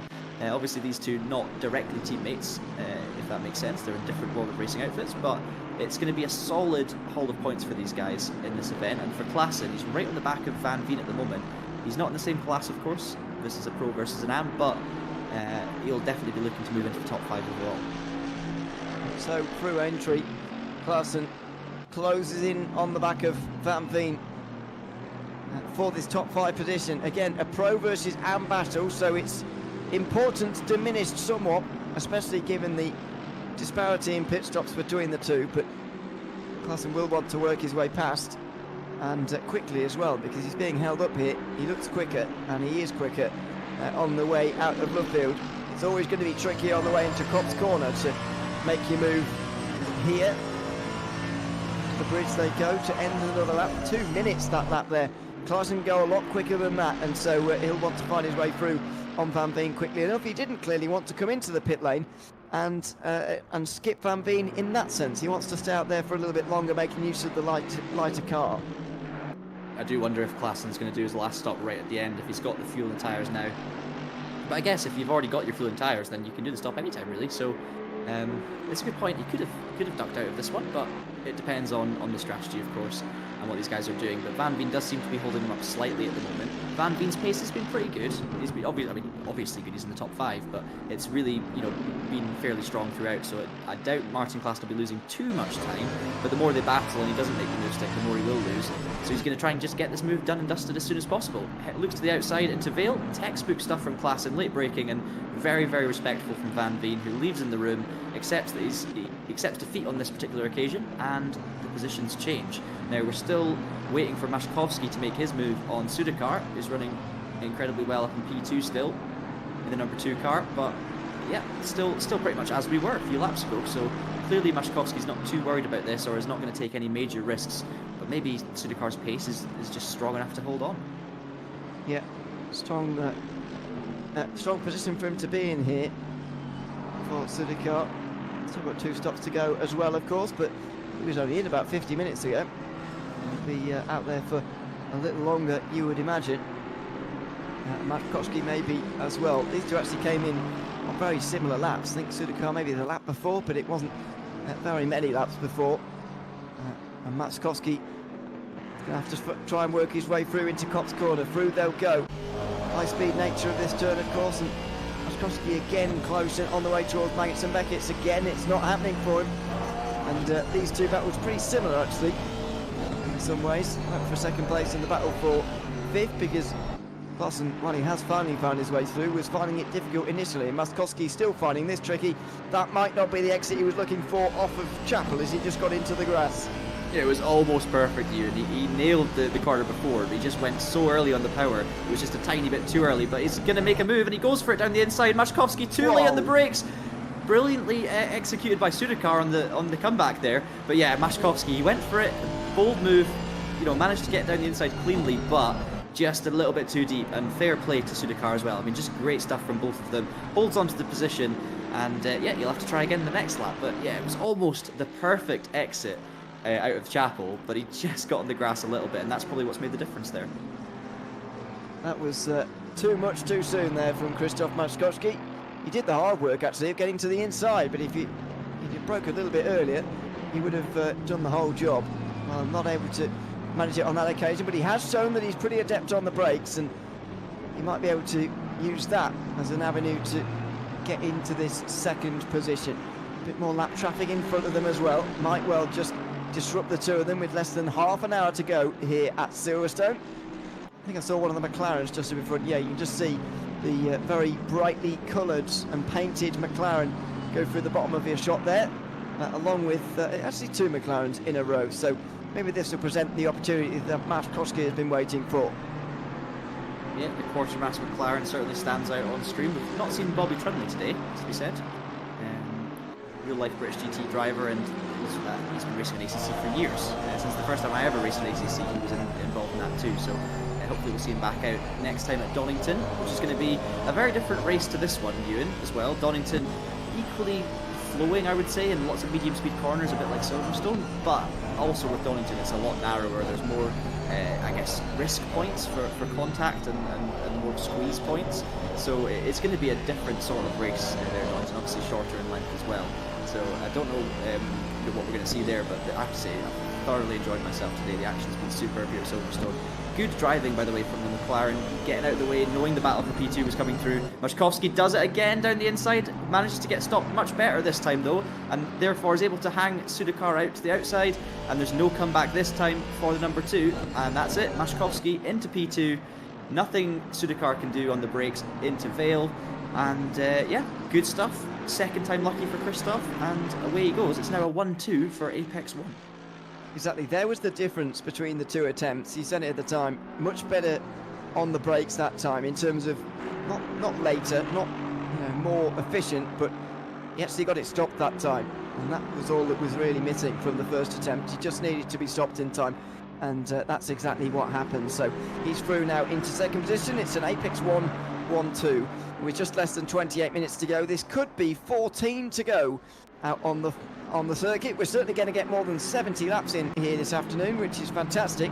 Lots of racing in the third round of the British GT Esports Cup for 2024. Still Chris Warner leading the way, and a few people have enjoyed that in the YouTube chat. Good afternoon to everyone who is tuned in this afternoon.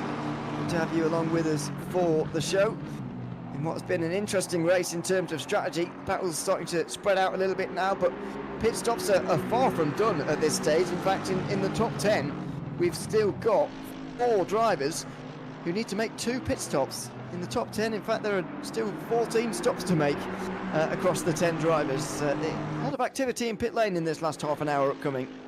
Absolutely, and not only that, because of the nature of this race and the amount of pit stops drivers have had to make, we don't necessarily know how long those stops are going to be. So it's not as simple as it normally would be. But now that with 26 minutes to go, you can imagine that drivers are, unless they maybe pit right now, they might need to take a bit more fuel. You're going to have, a lot of drivers doing splash and dash at the end and no tyres if they can possibly do that. So I think we're going to see, we're going to see a lot of short stops, put it that way. So don't just because a driver's got more stops to make doesn't mean they're going to drop massively down the field at this stage, but it's leaving us all on the edge of our seats until the end. I also just wanted to do a bit of admin. Lumac has had a drive-through penalty. Didn't seem to do anything more wrong in terms of from the steward's point of view, so I'm going to guess that was down to track limits for Lumac. Not quite the comedian in this race, but he's inside the top 20 still, and he's served that now, so just 1 stop still to make. And a couple more drivers have done all of their stops. Obviously we've got Ryan Woodrow on screen now. He's done all of his stops. We've seen Seiko just in the last lap or so in the pits. Manders a couple of laps ago in the pits. So yeah, we're getting to the crunch time now. We are, and we certainly are. So yeah, that's worth mentioning. Of course, we do have live stewards in this series, but that doesn't mean you're free from the shackles of track limits being enforced by the sim, and also speeding penalties, which we've seen enforced as well to not this car.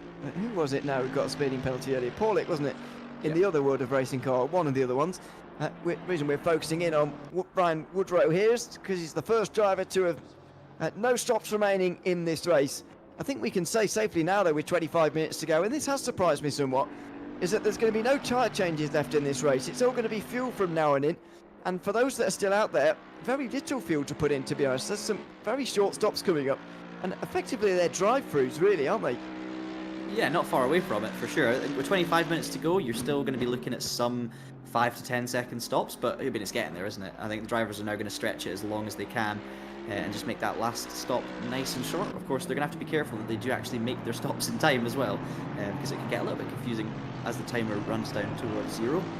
But this man will want to keep things as simple as possible, will Chris Warner. 2 stops still to make, but I mean, at least one of them's going to be short and the other one's going to be almost non-existent, so it's going to be okay for Chris. I think he's going to be feeling fairly comfortable at this stage, and just praying, as we've been saying, that his internet holds out, his game holds out, everything just goes as normal, and he's not had too many issues in traffic, or he's not had any issues that we've seen in traffic. He's a good, consistent pace throughout, and I think we're going to be speaking to a very happy Chris at the end of this race. I think we are. I'm sorry if I've just cursed you, Chris. I do apologise. Let's hope not. Let's hope not. Over the line again.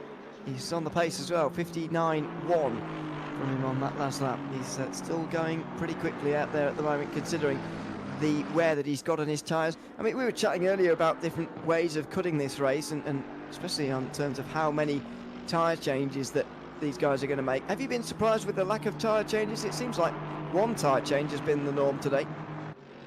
Well, I think normally I would be massively surprised, because as I was saying earlier, you know, I don't think I've done a lot of racing on ACC. I don't think I've ever in a race requiring multiple pit stops not taken tyres. But because of the nature of this race, with the minimum amount of stops needing made, there's a much bigger reason to not take tyres, because you're having to do, you know, arguably drivers could do a one stop in this race if there wasn't regulations blocking them from doing so, and because they're having to do 3 stops, it gives you that opportunity, because the tyres can theoretically last, you know, way longer than the amount of stints you have to do on them, and actually there might be a benefit to not losing the time, because normally you're taking at least 20 seconds of fuel anyway, so you might as well take the tyres, because it's not going to make a difference. But in this race we've seen a kind of unique circumstance that I'm sure some of these drivers will be experiencing for the first time, to be honest, Ewan, because it's not often that the number of mandatory stops is that far beyond the length of the race. So it's been fascinating, and it's definitely taken me by surprise. You know, at the start I was thinking, yeah, drivers will just be doing some longer, some shorter stints, probably taking tyres every time, and I didn't expect them to go quite as far as they have done. So it's certainly thrown a couple of curveballs, and it's changed the way that these teams and drivers have had to approach things. Yeah, I haven't been surprised that somebody has tried to do that, to be honest. That was one of the ways I thought of doing this race at the start. When you're thinking about strategies before we're about to cover one of these races, you wonder, what's everyone going to do here? That did come up in my mind as one that someone was going to do, but I didn't think everyone was going to do it. I mean, almost everyone has done it here. I can't think of anyone who's done more than one tyre change in this race. But I mean, don't you think it is an interesting dynamic, though, the fact that we've got 3 pit stops in a race that with other rights require at minimum 1, maybe 1, considering we saw 70-minute stints. If they'd have just saved 1 lap of fuel during those stints, then they could have done it on 1 stop if the rules would have allowed them, the likes of Chris Warner and Sudakar as well, who went long as well. It is interesting, though, the fact we've made them have 3 stops, made them think about this. It's given us a lot to talk about, given us a lot of interest, and it's given Maciej almost a lifeline, isn't it, after the lap 1 shenanigans that he had. It's really helped him. If this had been a one-stop race, or just however many you like stops race, then he would have had an even more difficult afternoon.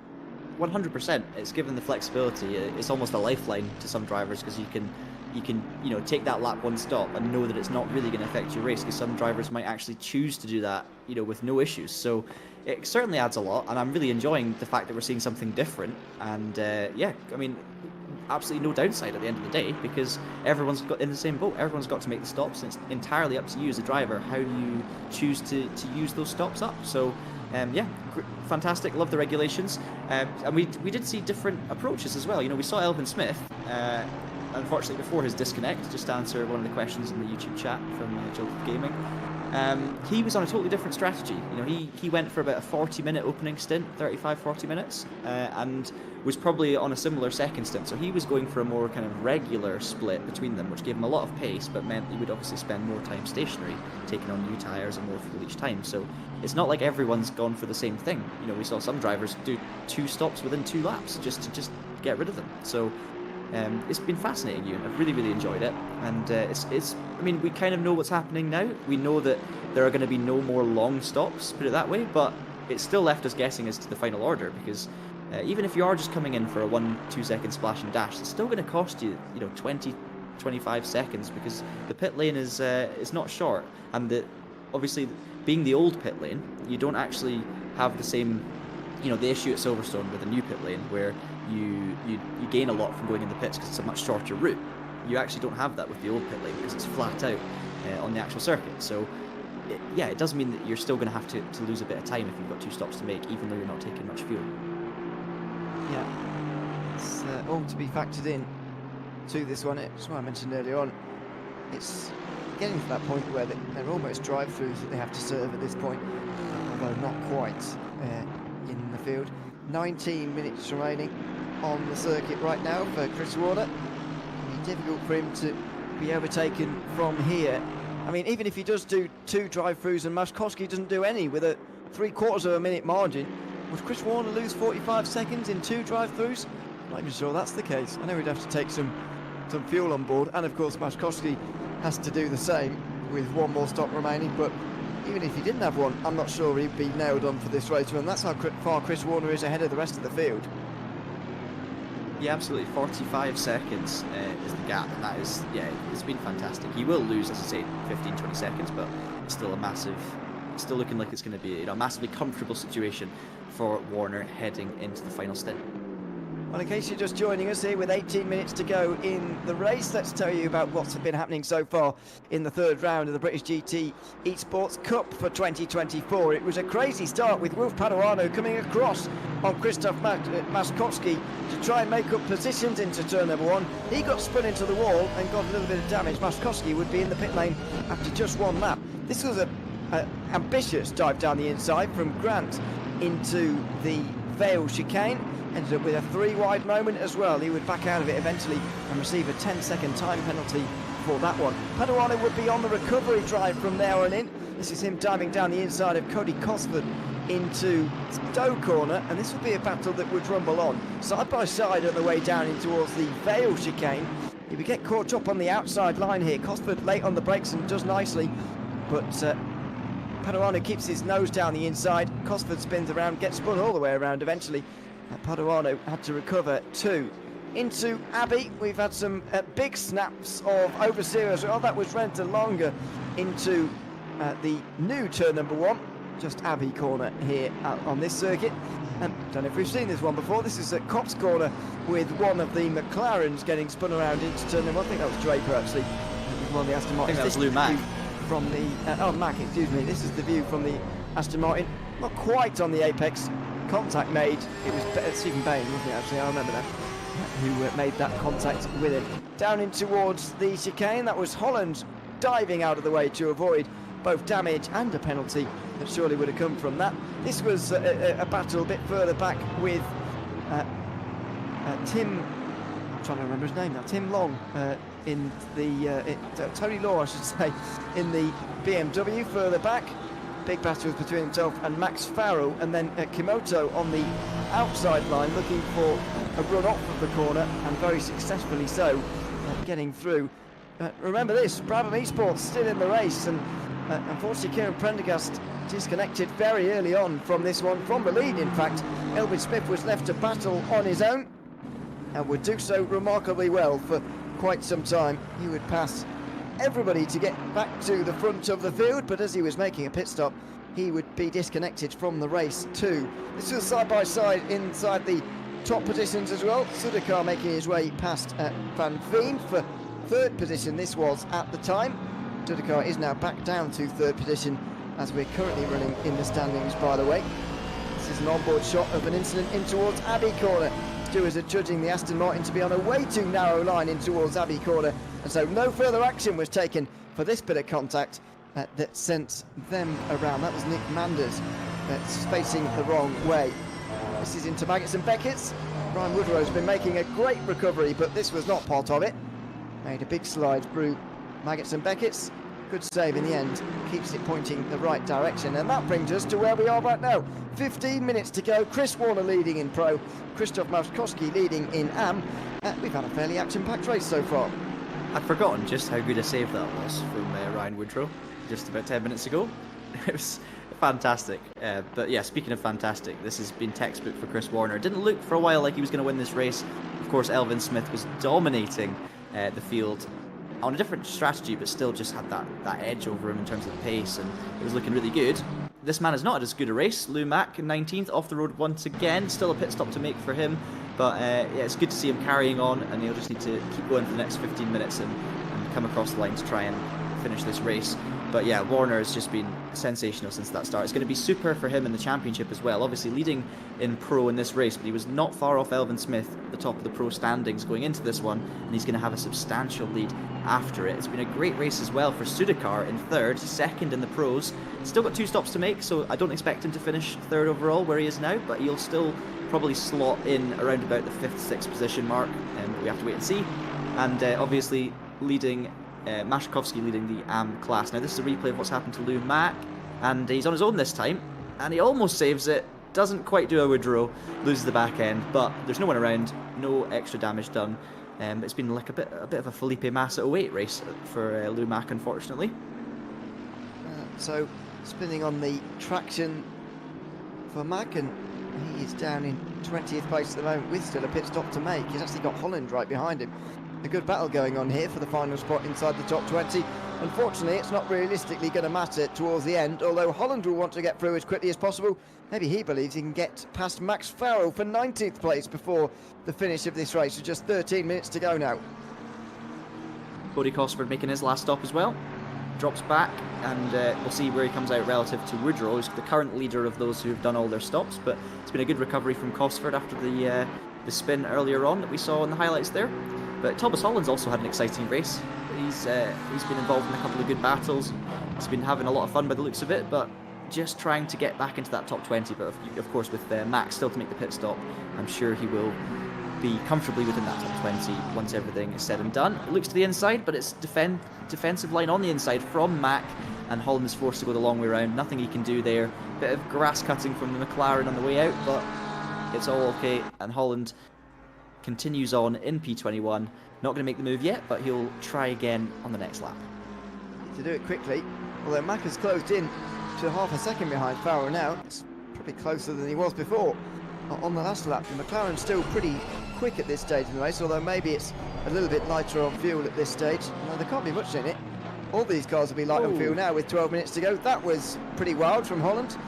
Difficult on the power, and you do forget with these GT3s that they do have traction control, of course, but that doesn't mean they won't struggle on the power in terms of having to modulate that. You can't just be reckless with it. You do still have to be careful just by traction control. And that's a Porsche central move there, because all the weight over the rear, so easy to lose the back end under acceleration. And you know, a lot of drivers have actually been running traction control at 0 recently on Assetto Corsa Competizione. There's certainly a way you can set it up where you can run with low traction, you still have a lot of grip. So it'd be interesting to see if anyone's done that for a longer endurance style race. I'm not sure whether it works or not, but certainly managed to light up the rears without any issues there for Holland.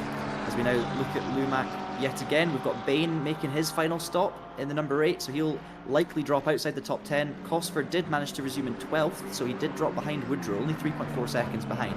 So let's keep an eye on that battle, because Cosford, of course, I was about to say we'll have new tyres and stuff, but he won't, because it's so late in the race. So you're not going to get that usual burst of speed when you come out the pit lane. So maybe we will have to keep an eye on that one. But Bain, the latest member of the top 10 to make that pit stop, and we'll see where he comes out once they cross the sector lines as well. Yeah. So, a bit wide from Mac there, very wide in fact, through Stowe Corner into the final chicane. Farrell still ahead here. Mac the only one of these three still yet to make a stop. In fact, the only driver outside of the top 10 to have to make a stop in this race. You can't imagine it's to take on very much fuel. Even if he was to come in this lap, he would be only taking 5 laps, and that's at the very most that he'll be taking in. So very sleek and low McLaren, able to take these high-speed corners fantastically well. Lots better than Holland in the rear-weighted Porsche in the background, and a bit better than the Aston Martin of Max Farrell just up in front as well. Mac will be closing in again. Good run out of the corner, but is it good enough? Better line through Aintree. Again, using that centre of gravity of the McLaren, now looking maybe for the inside at Brooklands, but it would be a speculative move. And no, he won't be going for it. Finally now, though, we've got the leader into the pit lane by the looks of things. That was a big slide from Mac, who's closed in by Holland. But there's Chris Warner. At the very most, as I said, he'll be have to take on 5 laps of fuel during this pit stop, or maybe he'll take 4 laps this time and 1 lap next time. It really doesn't matter. He's still got 2 to go. But this, of course, Ewan, will level things out. So when Warner comes out the pits, we'll see the genuine gap between him and Maszkowski. and that will be to the end of the race. So we will get an idea and look at that. Straight in, a couple of seconds, and straight back out. Expect to see Warner back in within the next 9 minutes for a final stop, but it will be that quick. And this is now our final gap that is the one we're going to have to pay attention to. So where is Maszkowski on circuit? Well, first thing you need to know, Warner is of course well out in front still. That 41-second gap will change soon, but we'll wait and see what it is, as Sudakar pits from P3 as well in the number 2. So it's going to be interesting to see where he comes out. And then again, similar situation, he'll be on the same strategy as everyone else around him. There's Maszkowski. No, he's not actually that far behind, is he? He's not miles behind, there, but maybe 20 seconds. Well, I mean, we'll see in it. We'll see just in a second, actually, as they cross over the first sector line. I don't think it's that far. I think it's about 15, maybe. No, 12? yeah, 12 seconds, 12.8. I mean, it's not going to matter. They're in different categories. They're on the same team, but you get the point. It's a bit closer than we were maybe expecting. That makes you wonder, where's Sudakar going to come out? He's dropped to 4th, of course. Pitford has overtaken him already. I think he'll be just ahead of Paduano in 6th position. And you've got to take your hat off to him, I think, in the 24 car, haven't you, at the end of today? Podium place in Am is a very good result, considering the trials and tribulations he's had.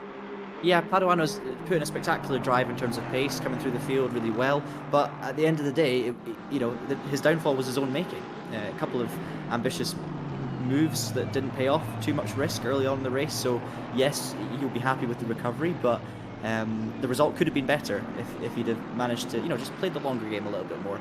He's 13 seconds off the back of Sudakar across the sector line, so Sudakar has held onto that top 5 position. But it's still, it's going to be a podium in class for Paduano, so who knows whether he could have challenged Klassen if things had gone differently. We'll never know, I guess, but he would have at least been in the conversation. So yeah, he'll learn from this race, and I'm sure he'll be happy with how it's gone since the start. As we see, oh no, Van Veen's now had a stop-go 30, and as we were saying earlier, that means he was speeding in the pit lane, and that's the kind of thing that can happen. 7 minutes to go in this race, you can still get it wrong. Just slight misjudgment in the pits or an accidental knocking off of the pit lane speed limiter, and suddenly, you could be seeing a massive penalty, and that's going to throw Van Veen quite far down the order. He'll drop behind Delanga, Woodrow, Cosford, probably Pollock and Bain as well. I reckon he'll be down to somewhere between 12th and 14th, will Van Veen, after that, so that's a nightmare for him. Yeah, he's lost his top 10 as a result of that. Woodrow is actually through on him anyway, into 8th position, so a pass has been made back there by the first driver to be able to make it to the end on fuel. Just how far can Woodrow get up the field? Can he even get a podium? And his teammate maybe in the form of Sudakar in the remainder of this one. Still pit stops to make, of course. Effectively a drive-through for them at this point as well, with 6 minutes to go. It'll be 3 laps at the line for these drivers, so they've got a little bit of time to serve those final pit stops of the day, but Erdmann is doing that right now, so Woodrow will get up to 7th place overall and 4th in Pro. What a drive this has been from Woodrow as well. It's been a day of comebacks, really, hasn't it? Maszkowski to come through for the AM win, Paduano for an AM podium, and Woodrow might be getting a Pro podium, and despite all 3 of those having issues, quite large issues today. Yes, extremely impressive from those guys. And you're right, it has been a bit of a story of comebacks in this race, and I guess the negative side for Brabham, just what could have been a comfortable 1-2 at one point. I mean, I say it could have been a comfortable 1-2. We didn't see the race pace from Prendergast, but judging by Elvin's race pace, we can imagine those two will be similarly matched. But yeah, there's been a lot of great comeback stories throughout this one, as Warner continues to put down the laps. He's not come into the pits this time, so we'll see him in probably on the next lap or the one after it. We'll have to wait and see which he goes for. It's also been, I would say, a good recovery run for the AMs in general, because at the start of this race it was looking fairly pro-heavy at the top of the leaderboard, and now that things have kind of, settled down a little bit, I think you've got, what, six AMs and 6 pros in the top 12, and in the top 6 you've got 3 of each class, so they're very, very well split, and it's been a good day for the AMs, I would say. It certainly has. This is a little bit what we saw at Alton Park. We saw an overall, or multiple overall race win battles going on for the Pro and AM drivers all at the same time, which is entertaining to watch. Klassen now is into the pit lane to serve his final pit stop of the day, so we've got just 5 more now in the final 2 laps of this race. As you said earlier on, they've got to be careful to not run out of time to do them, because if they get to the line here and they've taken the flag 1 lap earlier than they were maybe expecting, then you won't have served all your pit stops, and I don't know what would happen then, but it would obviously be a penalty of some description, and you've got to be careful of that. So some of these drivers, especially the likes of Sudakar, is actually quite a long way away from the overall race leader. Got to be slightly careful he doesn't get outfoxed by the checkered flag. Yeah, you would get a substantial time penalty if you don't take all of your pit stops, but you know, these guys have got no reason to run it to the last minute. There's no benefit to that, so it would be a bit ridiculous and a bit silly if they were to do that, but racing drivers have been known to do silly and ridiculous stuff at the end of races before. I guess the hardest thing right now about making your final pit stop, as there's only 4 drivers left to do so, is actually how quickly you can turn the engine back on. And for those who don't play ACC, when you come into the pits to take fuel, to have the fastest possible pit stop, you've got to run everything on manual, which makes sense. The game on automatic doesn't do things quite as quickly, as we see Warner making his way through traffic.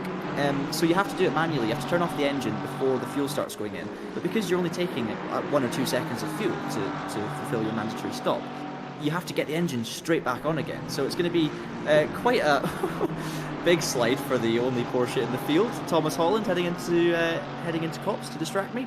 But yeah, very, very quick. Engine off, take some fuel, and as the fuel's going in, you're literally straight back on the ignition, straight back on the starter motor to get underway again. And I have lost endurance races at Silverstone by stalling the engine on the pit stop. So it's not, you know, the stress is not completely out of the bag for these drivers. Warner's got 16 seconds now in hand, so he should be okay. It's Mashkovsky actually making his final stop now, and so is Whitfit. So let's see where they come out, but I'm going to guess they're going to probably come out in 3rd and 4th here, with Sudakar either following them into the pit lane or coming in on the next lap with our leader Chris Warner. Yeah, so Warner's playing this very dangerously now. He's actually going to take the proverbial white flag in the pit lane by the looks of it. He's going to overtake another McLaren on his way and put another lap on some more drivers. Traffic was actually very heavy into Brooklands as he joins back up with him on this last lap. But he's negotiated it all very well, as he's negotiated and all of the hurdles that this race has thrown in front of him. Been a dominant drive from Chris Warner ever since the Braam Esports drivers fell by the wayside due to technical problems. He's really taken the initiative, and Apex One have taken charge of this championship. He's the final driver to make his way down pit lane as well. And as I say, in the final 2 minutes, he will take the white flag while in pit lane. In terms of other battles that are still to settle, Manders versus Van Veen for 14th place is relatively close. Unfortunately, Holland's slide that you will have seen in the background there at Copse Corner, as he was just behind Farrell, means that battle is settled. So that's the only battle to settle now. Warner pushes it to the pit lane, but not quite all the way to the line, because I don't know what would happen if he got a stop and go 30 for the last lap. I mean, that's a good point. Professional driving from Chris there, getting right up to the line, but I tell you what, I wouldn't be taking that many risks on the last lap, but he's well practiced, and that's what these top guys do. Yeah, Warner's going to be in a really good position. This will be his 2nd win in 3 races. Of course, had to fight from the back in the first race at Oulton to come through the field in a shorter one, but this has been a more measured, long-term drive. He's been nice and calm, and he's made his way through errors or unfortunate, what's the word I'm looking for? Bad fortune for his competitors, of course. But that's it. Final stop for Warner, and he comes back out the pit lane, and he hasn't got a stop go 30, so that is good news. And every single driver now has made their final pit stop, so this is the order we expect to the end of the race, at least when Sudakar passes the sector line. But I think he was in before, wasn't he? So I think this is pretty much it, Ewan, apart from the close battles for the likes of P20 with Holland and Farrell. But it's been a fantastic race, it really has. We've actually seen very few incidents with back markers, I've noticed. At Oulton, we had a lot of contact between cars at the front and the cars a lap down, but here at Silverstone, barely any, despite the race being far longer, so that's been really, really impressive. And of course there's been incidents, battles for position, contact and stuff like that, but no more than you would normally expect in a race like this. And overall, I just think it's been a fantastic and entertaining race. I've thoroughly enjoyed myself, and I'm sure Chris Warner has too. Yeah, I'm sure he has. Time has officially elapsed now. He's made his 3 pit stops. He's completed 72 laps it will be by the end of the day, and he looks like he's on his way to a full 119 points to not only take the lead in the team standings with his teammate Krzysztof Maszkowski, but also take the Pro Championship lead as well. Krzysztof Maszkowski is actually going to take the overall drivers standings lead, by the way, by 9 points ahead of his teammate, which is bizarre. We're going to have an AM driver leading the overall driver standings, but realistically, the driver standings don't actually matter. It's all about the team, of course, and Apex One have absolutely nailed it today. Into the final couple of corners, Chris Warner has dominated the second half of this race. He's had some good fortune. The Braam Esports demise has very much helped out Apex One here today, as it's helped everyone.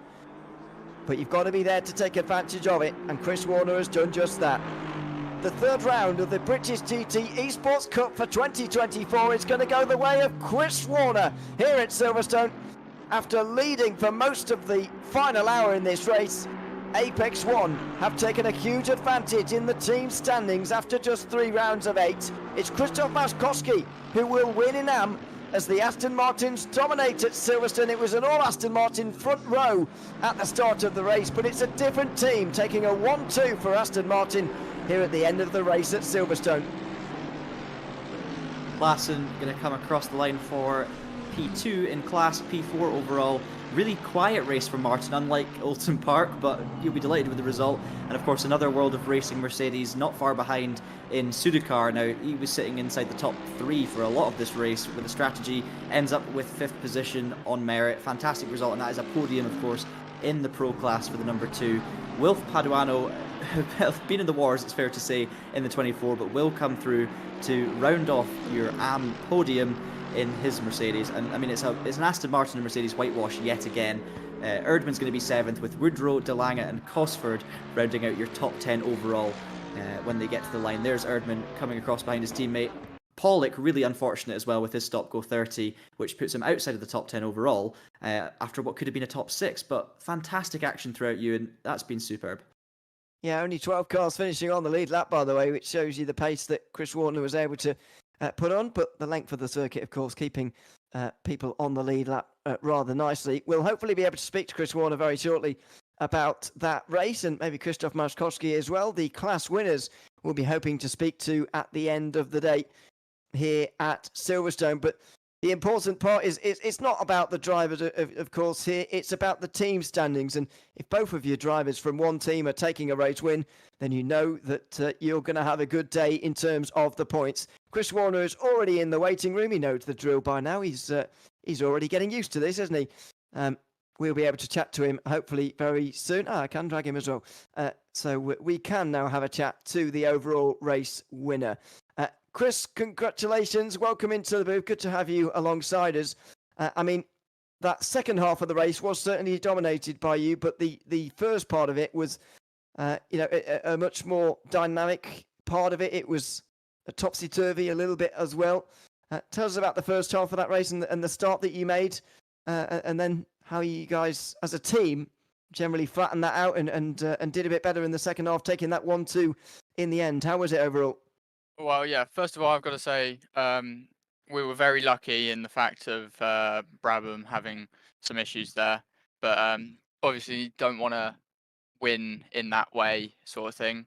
But the split strategy between the two teams was quite interesting because we opted to go for a full tank at the start and only 1 tyre change throughout the race, and then 2 splashes of 1 litre in the final stint for me. My teammate pitted on first lap to get out of the traffic. Ended up doing very well for him. So yeah, it was a crazy race really, but I'm glad just to be in the right place at the right time and sort of almost best of the rest sort of thing, and making the most of other people's issues. But yeah, it was very, very unlucky for them, and it would have been nice to see how it would have ended come near the end of the race. Yeah, it's great to hear the respect there for your rivals in Braam, because they clearly had great pace in qualifying, and this is massive for you guys in the championship going forward as well. So really well done to you and your teammate for such a good result. You touched on the strategy there. I was going to ask about that because I don't think I've ever seen an ACC a race where the number of mandatory stops was so high relative to the distance in the race. So you could have actually done it on a 1-stop, as you were saying. Is that something you've experienced before? And was it immediately obvious that you were going to go for that 1-stop plan, or 1 proper stop, I should say? And just how do you find those kind of races in general? Do you enjoy that different strategic element, or do you find it just a bit frustrating? I think it's quite nice to have the variety there, because I think if you have the only 2 mandatory stops, then you'd still have the probably pitting for tyres on both of them. Whereas the 3 stops definitely put into the effect of having sort of different ways around it. So it was nice sort of change and different approach to it than most other series that I'm doing. So it's, yeah, good change. Yeah, I agree. I enjoyed it as well, to be fair. Were you pleased to be on a sort of bigger Grand Prix circuit than what we were last week and what we're going to be next week? Yeah, definitely much so. I think there was much less chaos this time around. Unfortunately, had a bit of trouble in qualifying, but glad that it all worked itself out really in the race. But yeah, it's difficult at times, but yeah, glad it's all worked out well. It has. Quickly, thoughts on Donington Park as well next week? How prepared are you for that sort of naturally with your natural knowledge about the circuit? I think Donington. I think my teammate will probably be quicker than me there. I'm not too strong there, but yeah, it'll be getting a lot of practice in and just seeing how it goes, really. We look forward to seeing you there. Chris, congratulations on the win here tonight, and thanks for coming to chat to us as well.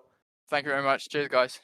Thanks very much, Chris Warner there, the race winner overall from this round of the championship at Silverstone. Unfortunately, we've not been able to get Krzysztof Maszkowski to join us for the AM winner, but you know, he's part of the same team as Chris Warner. I can't imagine he'd say something too much different in the end. So that is just about going to do it for us here, John. It's been great to be with you for round 3 of the championship. Enjoyable, but the longest round of the season is now complete. Absolutely, and it didn't feel very long. It passed remarkably quickly. Great to see the different strategic elements, and that's going to change a little bit next time. 2 hours at Donington, only 1 pit stop, so a bit more of a regular race, but what a fantastic circuit Donington is going to be. Make sure you tune in for that on the 17th of February. I'm quite sad I'm going to be missing that one, to be honest, but hopefully you enjoy it, Ewan, and hopefully all you guys watching at home enjoy it too, because that was a fantastic show that these drivers have put on for us. Yeah, 3rd different format in 3 weeks for us to look forward to in 1 week's time at Donington Park, so I hope that you will join us then. For now, though, from myself, Ewan O'Leary, John Munro, and Steve Proudly behind the cameras, until we see you in 1 week's time at Donington Park for round 4 of the British GT Esports Cup for 2024. It's goodbye for now.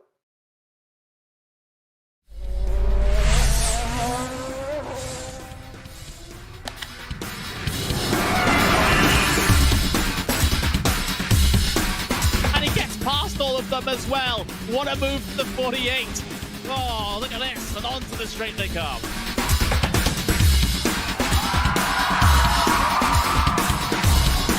Brilliant move there from the number 40 to make it through. That left-hander sliding up the inside, going up now over Hawthorne Hill, down Pilgrim's Drop, and it's brilliant stuff here at Brands Hatch.